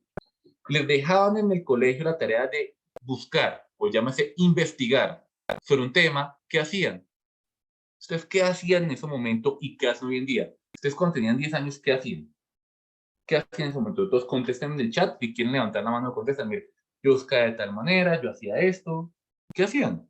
Yo no soy de Bogotá, entonces yo tenía otra forma también en el colegio. Yo vengo de provincia, entonces tenía mi forma cuando tenía 10 años. ¿Y qué hacen actualmente cuando los dejan investigar sobre un tema particular? Entonces, aquí voy leyendo los comentarios. Biblioteca, el colegio. O le preguntan a un adulto, sí, había adultos que pronto, en mi caso particular, decían, no sé, vaya a la biblioteca. Puede ocurrir, biblioteca del colegio. ¿Qué más hacían? Biblioteca, diccionario, la Encarta, pues no, la Encarta viene más adelante, o uno tenía ese diccionario ilustrado en Larousse gigantesco que podía servir, a veces lo dejaba más confundido, pero bueno.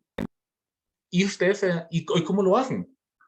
En la enciclopedia, y nos íbamos a una sola fuente de información. Bueno, si acaso 2. Esa es la forma. Estamos hablando que pues, calculan, en mi caso particular, puede hace 30 años. Esa es la forma que utilizaba cuando ponía una tarea. Cuando no alcanzaba a llegar a la biblioteca, pues de malas. Hoy, ¿cómo lo hacen? Cuando se ponen a buscar, y supongamos que es el mismo tema. ¿Qué hacen hoy? Hoy, ¿cómo lo hacen? ¿Cómo buscan? ¿Qué es lo primero que hacen ustedes? No, se ponen a buscar algo del nivel de lo que pedían a los 10 años. Porque obviamente me dicen, no, pues no puedo pescar. Pero no es el objetivo. Pero ¿qué hacen cuando se inspiran la misma tarea? ¿Qué harían hoy? Enciclopedia, la Encarta, Altavista, búsqueda de bases de datos, Google Académico. Claro, les digo, estamos buscando sobre la historia de Colombia, claro, ¿sí? Google Académico, Altavista, Wikipedia. Hay que decirlo, Wikipedia es buena, pero hay que saberla analizar. Entonces, si ustedes se fijan, hay distintos buscadores. Y el tema es que si ustedes van a buscar historia de Colombia, les aparecen como 300.000 o 1.200.000 de resultados. Dice, ¿y cuál escojo? ¿El primero? ¿Cuál es el criterio? Claro, ustedes saben utilizar los operadores booleanos, pues en la limitación, los metabuscadores utilizan estas cosas y pues claro, ahí aparece. Entonces, eso nos lleva a una reflexión interesantísima, que en la actualidad esto se puede llamar como infodemia o intoxicación. Tenemos tanta información que también hay que saberla manejar. Y esto puede generar ansiedad y frustración. Y por eso empiezan a emerger nuevos campos de organización de la información, que pues esto se puede llegar a conocer como Big Data, que es la organización y procesamiento de datos a gran escala. Y eso utilizan unos servidores grandísimos para poder procesar y generar resultados. Esto es interesante, inclusive en ciencias de la salud también sale tanta información, e inclusive mecanismos metodológicos para poder hacer esa síntesis de la literatura, para poder ofrecer y procesar, porque sería casi que imposible leer todos los artículos de información que está saliendo de forma constante. Es una forma también de organizar. Pero también la navegación y búsqueda también ha cambiado. Han cambiado, digamos, las generaciones. Porque uno, por ejemplo, uno busca la página y uno, en general, pues, busca la información a descargar o bajar. Pero también en lo que las nuevas generaciones han cambiado el modelo, un modelo expositivo a modelo constructivo. Me lo bajé de internet, era lo que uno decía antes, no es que yo me lo bajé, ahora uno dice, me lo subí, o soy un influencer, o soy referente en la temática. Ahora, ¿cuál es la definición de influencer? Pues tener seguidores, así por ejemplo, yo hago unas cosas que llamen la atención, hasta bobadas. Usted se da cuenta que hoy por hoy, lo primero que hacen las personas cuando están en un tipo de interacción social es sacar el celular y empezar a grabar. Eso es lo que hacemos. Y empezamos a grabar y editan, suben. Es una forma, no estoy haciendo tampoco juicios de valor, pero es un cambio generacional de cómo interactuamos en la red. Y esa es una generación, claro, a nosotros nos puede parecer que para nosotros un influencer es una persona que de pronto se haya llevado el cambio por la vida. Hoy un influencer puede ser una persona que escribe horrible y cante o de pronto haga unos retos horribles, pero son distintas formas y son generaciones diferentes. No hay que juzgar, porque son, digamos, cadenas de valor que cambian a lo largo del tiempo. Y esto también implica con el cambio el uso de las redes. Y estamos llegando a esta se llama la generación del clic. ¿Por qué? Porque para ellos la identidad digital es más importante que la identidad de la vida real. Suban la foto de su hijo sin su consentimiento a redes sociales y el vaciadón que se van a ganar.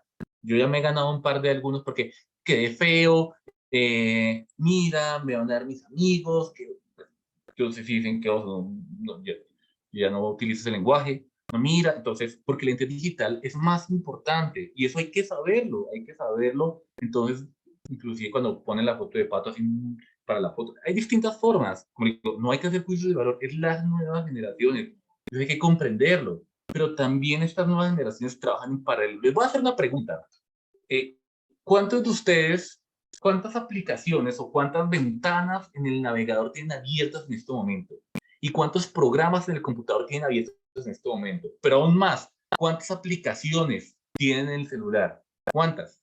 Hagan el cálculo, si quieren contesten. Yo tengo en este momento, porque lo hice antes de la sesión, 38 navegadores en páginas de internet, tengo 8 programas abiertos, tengo 58 aplicaciones en el celular, y entonces eso implica que particularmente, si ustedes se fijan, somos una generación que tiene múltiples exposiciones, y eso implica que podemos trabajar en paralelo, pero también tenemos estudiantes que se distraen muy fácil, y nosotros también. O quién no va a un congreso de medicina y empieza a revisar el celular, mirar el Instagram, porque se aburre, porque la atención es muy volátil y la tecnología implica que tenemos otras alternativas. El ejemplo más claro es lo que les estoy diciendo. Entonces, eso implica, estos momentos, porque en mi caso no hay luz, bueno, entonces estás ultra mega concentrada con esto.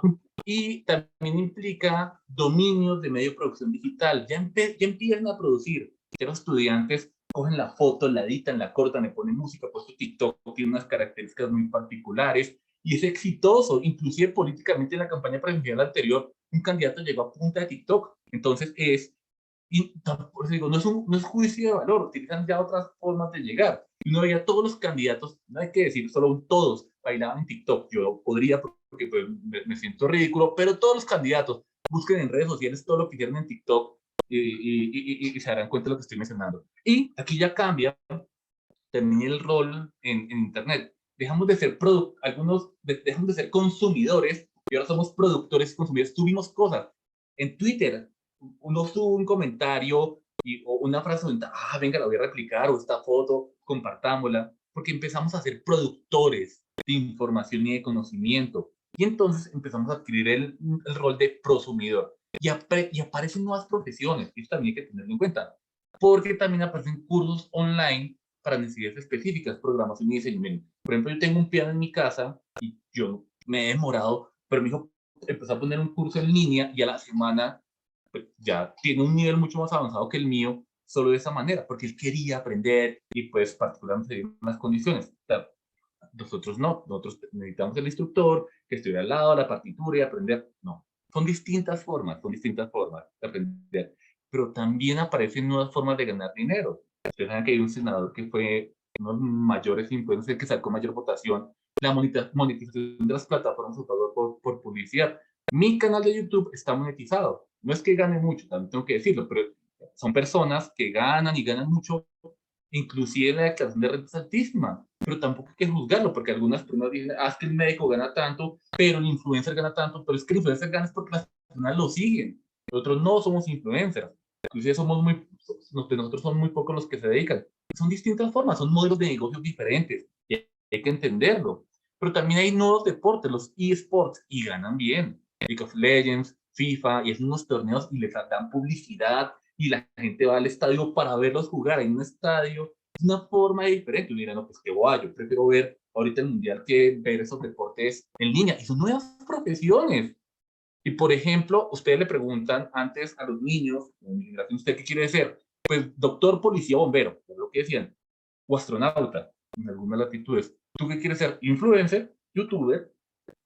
Es, claro, que todos hubiéramos sido astronautas, no, pero que nuestros hijos o nuevas generaciones sean youtubers, pues es otra cosa. Pero pues digamos que son las nuevas aspiraciones y si ustedes se fijan, ya todo y se registra, todo se registra. Entonces el profesor que trató mal alguna, pues, aunque en cierta medida es ilegal porque va en contra de la intimidad, pues cambia. Digamos que ya tiene un buen celular, que la buena cámara, pero también empiezan a aprender expertos en Big Data y va a haber un cambio en las profesiones del futuro. Esto va a cambiar, va a haber cambios en las profesiones del futuro, sobre todo enfocada a tecnología, análisis de datos, de sistemas, y el mundo va a ser un terreno de juego, o sea, elimina las barreras temporales y geográficas. Esto se mostró en la pandemia.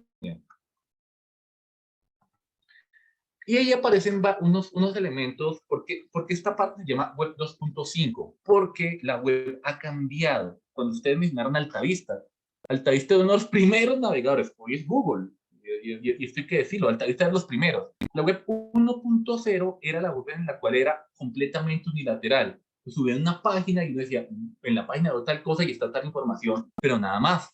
Pero desde el 2004 la web o Internet empezó a cambiar, y es lo que se llama la web 2.0, en donde empezaron a aparecer aplicaciones donde las personas del común empezaron a interactuar, y esas aplicaciones fueron blogs o wiki. De ahí nace Wikipedia, donde un grupo de personas dijeron, voy a empezar a colocar la información y yo la edito, y no tengo que tener una persona que me la suba. Y es un blog donde yo quiero hablar de mis mascotas, quiero hablar de mis perritos, lo importante de cuidar mis perritos, y hay blogs de ese tipo o de lo que yo estoy leyendo. Y entonces las personas empiezan a producir, y entonces documentos, presentaciones, y empiezan a aparecer plataformas para compartir recursos. El Drive, el Google Drive, o entonces Mandemos, y plataformas educativas, en los virtuales, fotos, presentaciones, y aparecen aplicaciones para hacer esto. Pero 2 o 4 años después aparece la web 3.0, no se demoró en aparecer. Y en esta cambian las interfaces para acceder más fácil a la información, que es lo que, por ejemplo, pasa en PubMed. En procesos de indexación, hay información personalizada. Miren, yo les digo, en estos momentos quieren, abran Instagram y empiecen a hablar de que en Instagram hablen. Esto no es mentira. Oiga, o busquen en Google. Yo quiero ir como a Cancún, Cancún está como chévere, ¿cuánto estarán? Hagan el proceso y les van a empezar a aparecer publicidad direccionada a eso que ustedes tenían. Yo las pasé a empezar de un carro, y me empezó a aparecer publicidad, como un carro, le damos descuento, porque cuando Bill Gates estaba estaba en internet, él pensaba que la publicidad tenía que ser personalizada. O sea, él se lo imaginó muchos años atrás, y eso es lo que está ocurriendo. No es que nos estén espiando, claro, pues colocar de pronto a la cámara eventualmente pues, puede llegar a ocurrir, pero entonces empiezan a aparecer nuevos elementos de acuerdo a las necesidades de cada persona, y también cambian elementos como buscadores, las redes sociales, la inteligencia artificial, los juegos en línea multijugador, el Big Data, la identidad digital. Por ejemplo, la persona puede jugar en un computador sin necesidad de tener una consola, como ocurría en mi época que tenía un Nintendo. Son distintas formas que la web 3.0 empieza a ofrecer. Y esto implica que hay 4 elementos que nos resumen estas características de la 2 y la 3. Redes sociales. Eso hay que tenerlo en cuenta. Los contenidos, la organización social inteligente de información y los servicios entrelazados. Y esa es la nueva generación. Y esa es la interacción que tenemos con la web. Y eso hay que comprenderlo. Y esto es lo que cambia en cuanto a las herramientas. Como les dije, la 1.0, webmaster. Había un webmaster que subía y pagaban muy bien. 2.0, ya con computador conectividad, yo empezaba a montar mi blog, no tenía que hacer muchas cosas. Y en la 3 ya empiezan a aparecer con recursos mínimos. O sea, un video lo pueden editar desde un smartphone, desde una tabla, ya no necesitan desde un computador ni conocimientos básicos, porque hay aplicaciones para eso. Inclusive, por ejemplo, yo estaba ayer mirando una aplicación que con inteligencia artificial mejora las fotos antiguas y le daba nitidez. Qué vaina tan espectacular, tengo que decirlo. Y las redes sociales son de distintos tipos. Hay redes horizontales, hay redes verticales, por tipo de usuario y por tipo de actividad. Las horizontales son las que proveen distintas posibilidades. Facebook. Ustedes en Facebook pueden abrir grupos, pueden montar fotos, pueden montar videos, pueden montar debates, inclusive puede servir de estrategia profesional. Claro. Entonces, hay que saber que es una red horizontal que sirve para todo. Inclusive, hay empresas que los van a buscar a ustedes en Google y ustedes buscan a ustedes en Google, algunos de ustedes, cuando van a empezar a rotar. Entonces, es importante saber limitar la información que está disponible. Verticales dependiendo del tipo de usuario, diriges a un público específico. Laborales, como LinkedIn. Si no tienen LinkedIn, les recomiendo. Verticales según el tipo de actividad, una actividad muy particular, YouTube. Ver videos de distintas características, profesional, educativo, pero es solo para ver videos. Instagram, imágenes. TikTok, videos. TikTok se llama por el tiempo tan corto. Y los usuarios de la web son los siguientes, personas que crean. Entre más jóvenes son más, pues, digamos que tienen más esa función. Críticos, digamos que ya cuando empiezan a tener los 30, 40 empiezan a ser más críticos. Colectores, que bajo todo, están en todas las edades. Usuarios de redes sociales, digamos que es lo que más se ve, es la frecuencia mucho más alta. Espectadores, personas que inclusive les da temor. Inactivos, a mayor edad tienden a ser más inactivos. Y esta es la identidad digital personal. Esto es lo que le interesa a nuestros estudiantes de Google. Tienen una forma, pero no es tan famosa. Facebook, si esto es de generación 2008, la gente abrió Twitter, Instagram, YouTube y TikTok. Inclusive para establecer relaciones, hasta Tinder, hay otras aplicaciones que utilizan para todo. Y eso es lo que hace que empiecen a emerger unas nuevas personas que empiezan a ser los llamados influencers. Pero también, en el caso de nosotros como profesores, también podemos tener una identidad digital profesional. Nosotros también nos van a buscar. Pero digamos que más allá de que nos busquen en Facebook o en Instagram, pues qué bueno sería que nos busquen en LinkedIn, en Lightshare, en el CVLAC, en ResearchGate, ORCID y en el Google Scholar. Y esto nos lleva ya a la parte final de la sesión, a que ustedes pueden hacer recursos educativos propios. Ya con lo que yo he llegado hasta acá, implica, yo sé que ustedes manejan tecnología porque los hemos visto en el transcurrir del curso, pero esto es posible mejorar. Pero desde el punto de vista interesante, hay que saber que lo que uno utiliza en sus clases y también es susceptible de derechos. Pero cuando es para educación, pues tienen mayores libertades. Hay que conocer las licencias de los recursos educativos, pero también recursos de libre distribución. No sé si ustedes se dieron cuenta que en toda la presentación, todo lo que yo utilicé son imágenes gratuitas, ya son imágenes mías. O sea, esta imagen que ustedes ven acá es una imagen gratuita, un sitio gratuito que me regala la imagen. Estos también son iconos vectoriales gratuitos. Todo, esta no, tiene una referencia. En general, esto es un icono vectorial gratuito. Hay que saber de dónde para poderlo utilizar y hacer maravillas en el proceso. Entonces, normalmente, claro, en los recursos digitales también tienen licencia.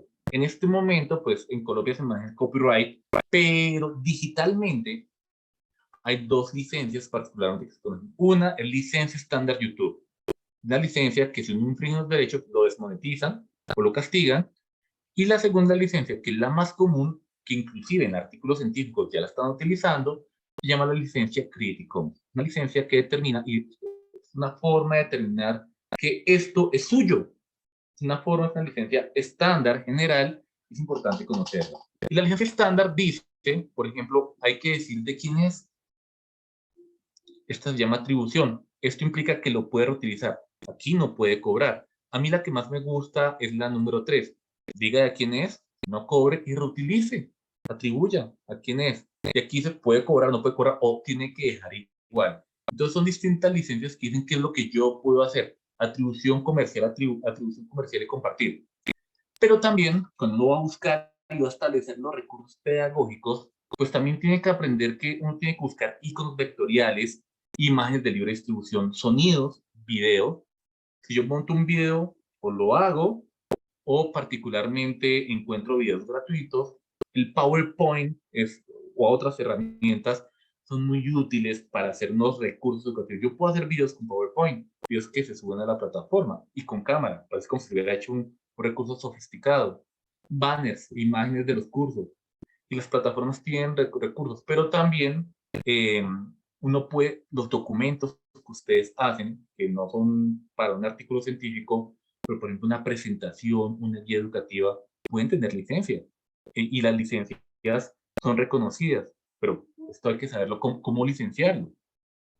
Y imágenes gratuitas hay bastantes. Por ejemplo, ustedes sabían que hay fondos musicales que no son susceptibles de derecho y son las páginas de la Biblioteca de Sonidos de YouTube. Ustedes entran, pueden descargar y utilizar la imagen para que quieran. Esto es lo que hacen los diseñadores.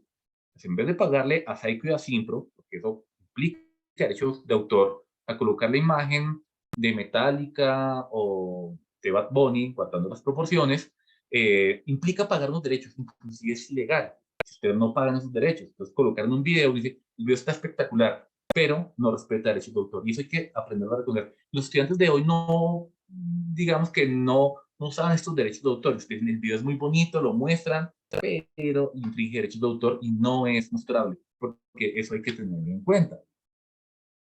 Y a partir de ahí, por ejemplo, PowerPoint. Por ejemplo, yo voy a hacer una infografía sobre imágenes, sonidos, PowerPoint y videos, que se refiere con la clase. Entonces yo le dije a PowerPoint, necesito que me haga esto, y PowerPoint me encontró estos iconos vectoriales. Pero también en el SmartArt de PowerPoint, yo lo tenía de esta manera. Pero también, digamos que yo lo puedo hacer. Entonces, mira, voy a dejar de compartir pantalla.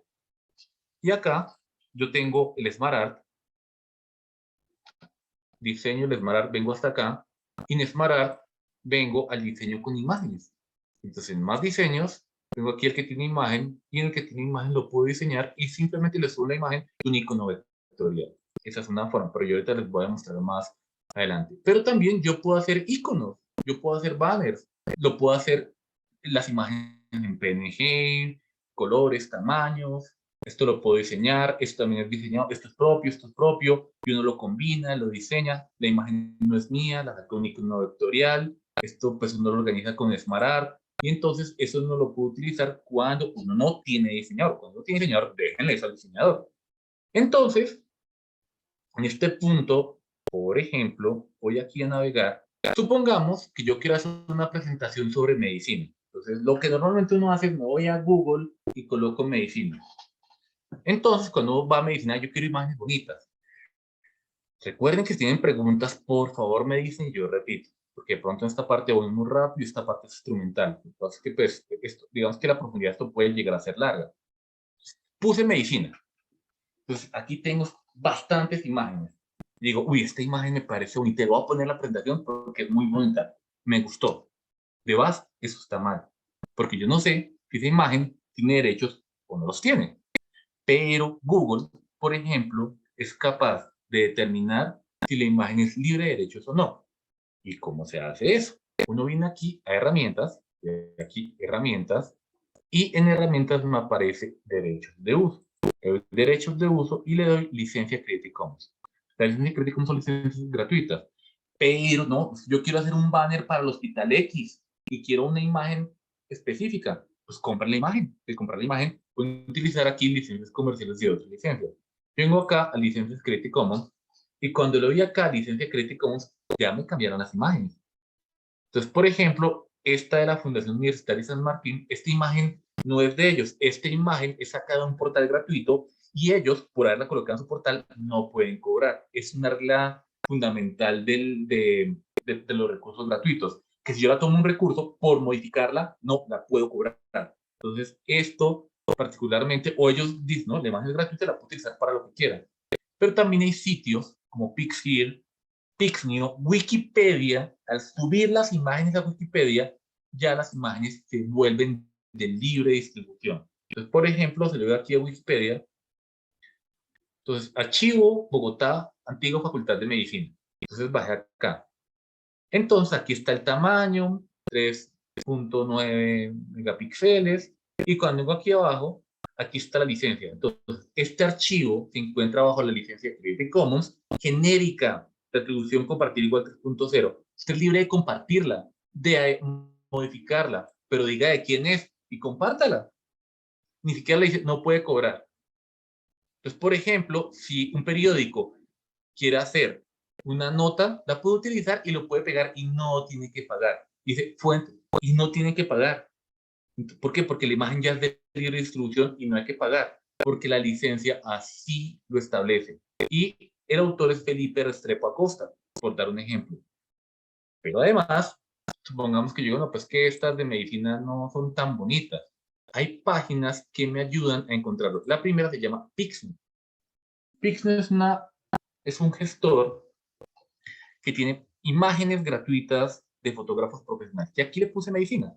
Entonces, bueno, esto parece más alternativo. Entonces, por ejemplo, esta es una imagen gratuita. Creo que utilicé mal la palabra, a veces encuentro unas mejores.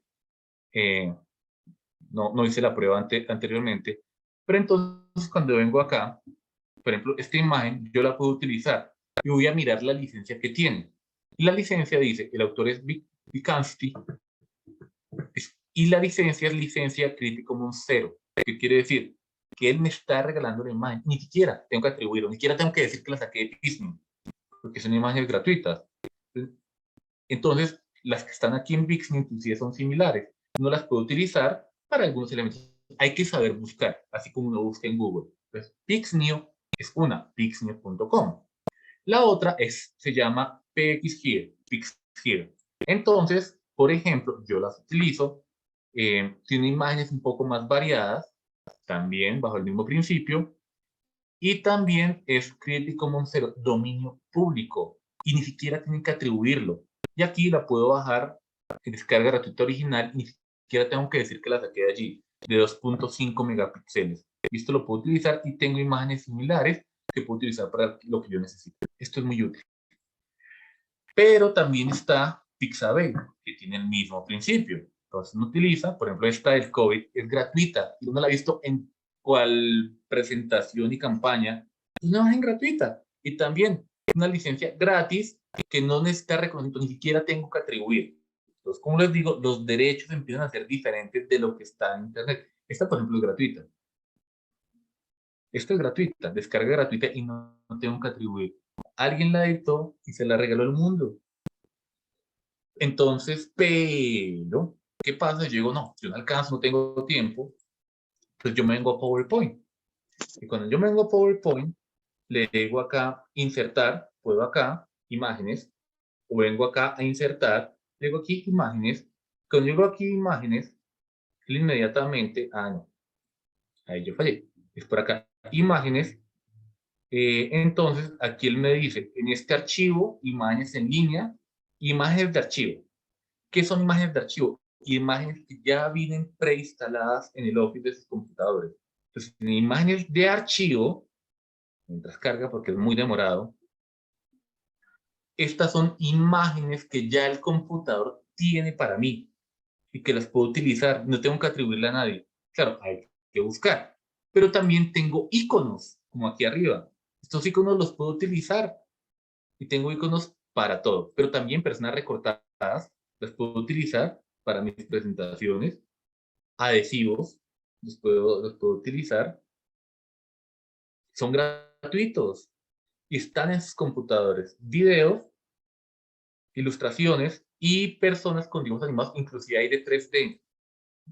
La vez pasada está en un tutorial muy interesante de imágenes en 3D.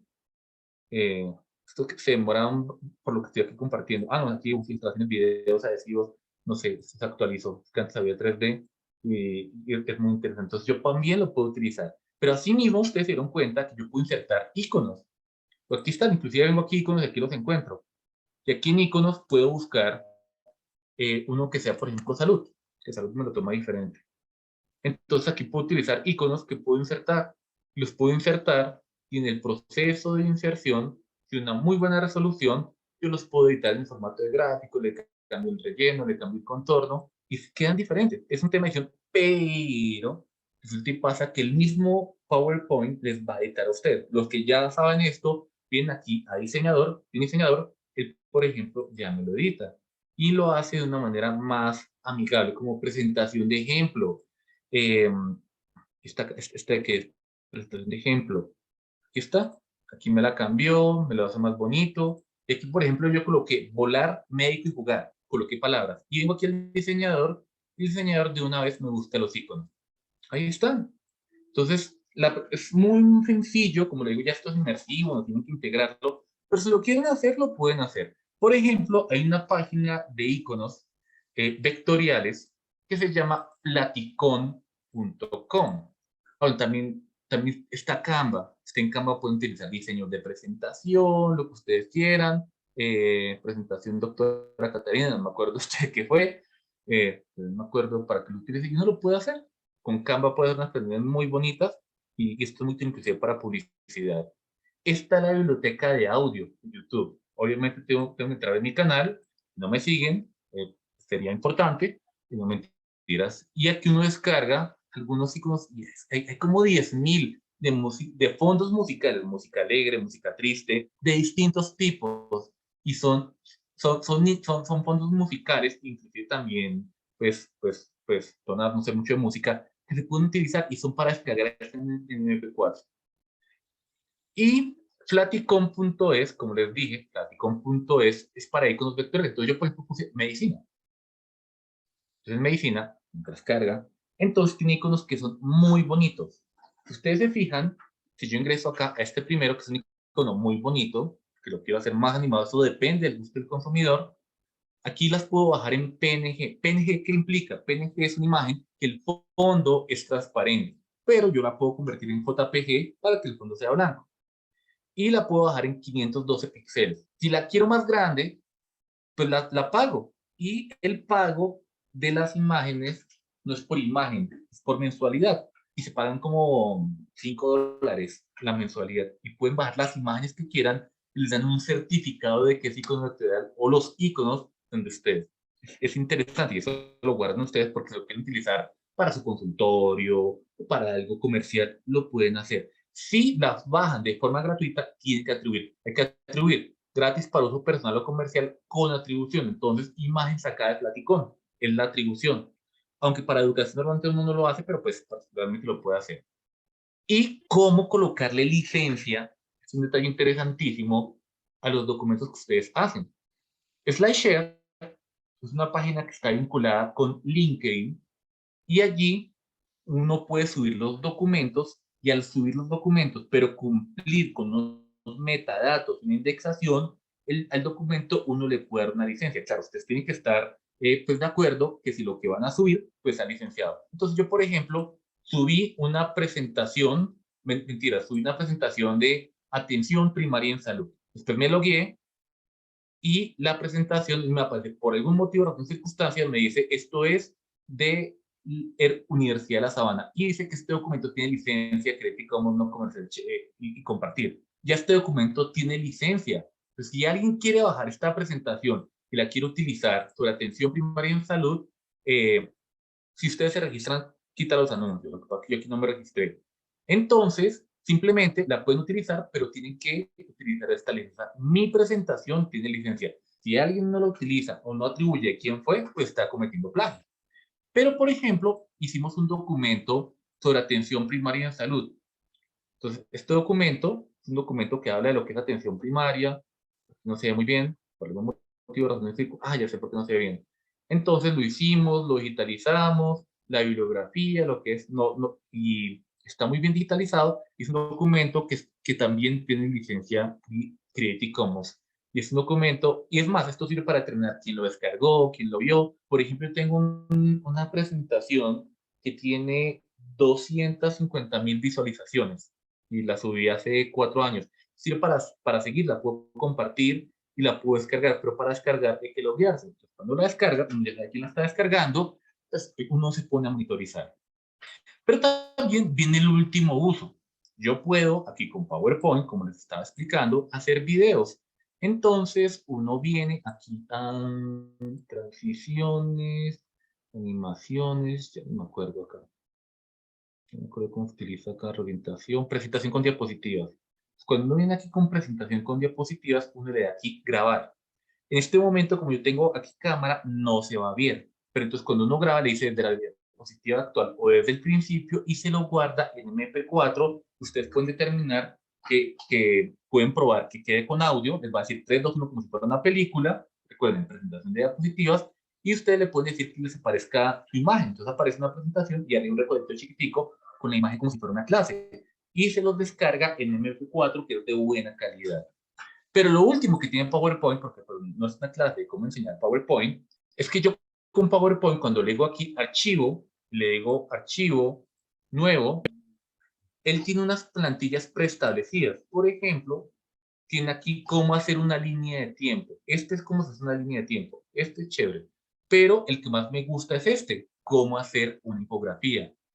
Entonces lleva una dieta saludable. Los pósteres de infografía sobre nutrición y uno le dice aquí, crear. Entonces uno viene aquí y empieza a crear su infografía y la puede editar. Y pues la modifico o la cambio o puedo crear. O sea, tiene unas plantillas preestablecidas que pueden ser muy útiles, inclusive para construir un póster o alguna herramienta sin necesidad de programas avanzados. Ya voy a volver aquí a la presentación porque como el tiempo en televisión es costoso y ya estamos aquí a punto de finalizar, ya me quedan las últimas diapositivas.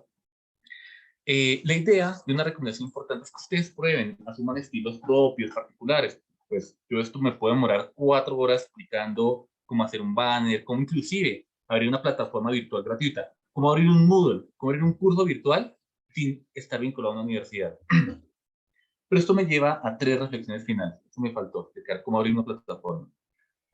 La pandemia y la pospandemia, ya estamos aquí finalizando, acelera este proceso de adaptación. Eso nos llevó, nos obligó a no resistirnos al proceso. Pero también un tema importante que generar las tecnologías o estos dispositivos tienen, y es el derecho a la desconexión. Asuman ese derecho. Asuman el derecho desde el punto de vista laboral y educativo. Desconéctense. Hay que saber controlar el tema de infoxicación y infodemia. Hay que tener un juicio crítico a partir de lo anterior. La flexibilidad de los procesos virtuales. La reflexión número 2 es que es creer que todo en la virtualidad, que todo lo que, si yo lo virtualizo es innovación educativa. Entonces no puedo dejar de innovar. Esto lo puedo añadir en un tablero. O sea, no todo lo tengo que virtualizar para decir que estoy innovando. También es falso.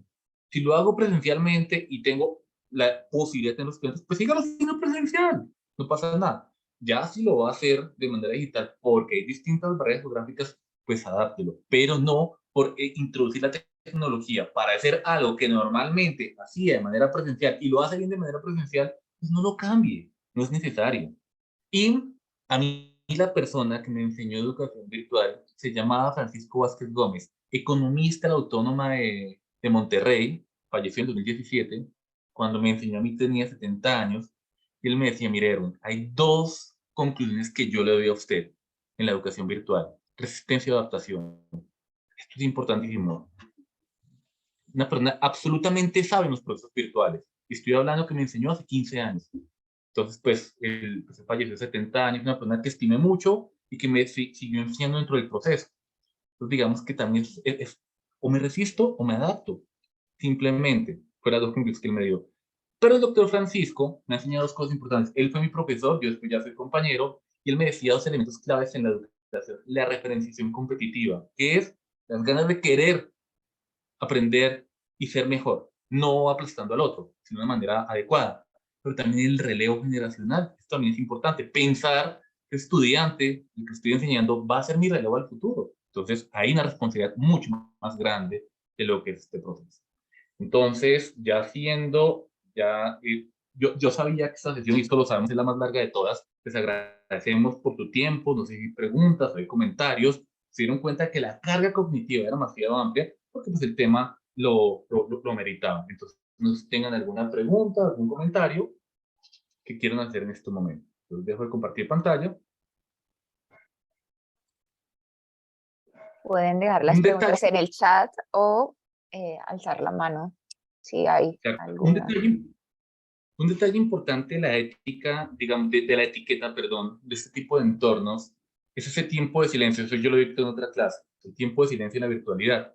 Entonces hay que entender que si hay tiempo de silencio, digamos que dentro de etiqueta, si me hay preguntas, se responde, no, tengo preguntas, está muy claro, muchas gracias, porque de esa manera ese tiempo de silencio no se vuelve algo incómodo. Entonces, ¿tendrían alguna pregunta o algún comentario? La etiqueta es un entorno de una sesión sincrónica. Por etiqueta se responde.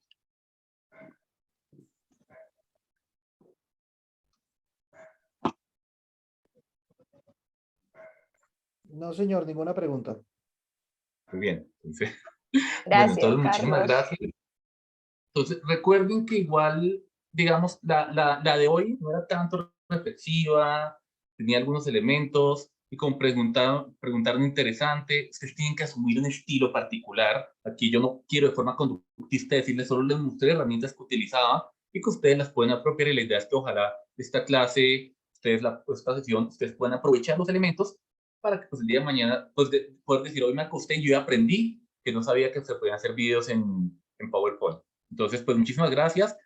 Nos esperamos en la virtualidad. Recuerden la interacción con los tutores y la posibilidad de que esto les cambie la forma de ver al estudiante y que planeen o piensen en el futuro cómo incorporar las tecnologías a su labor docente. Entonces, muchísimas gracias y una feliz noche para todos. Feliz noche para todos. Descansen.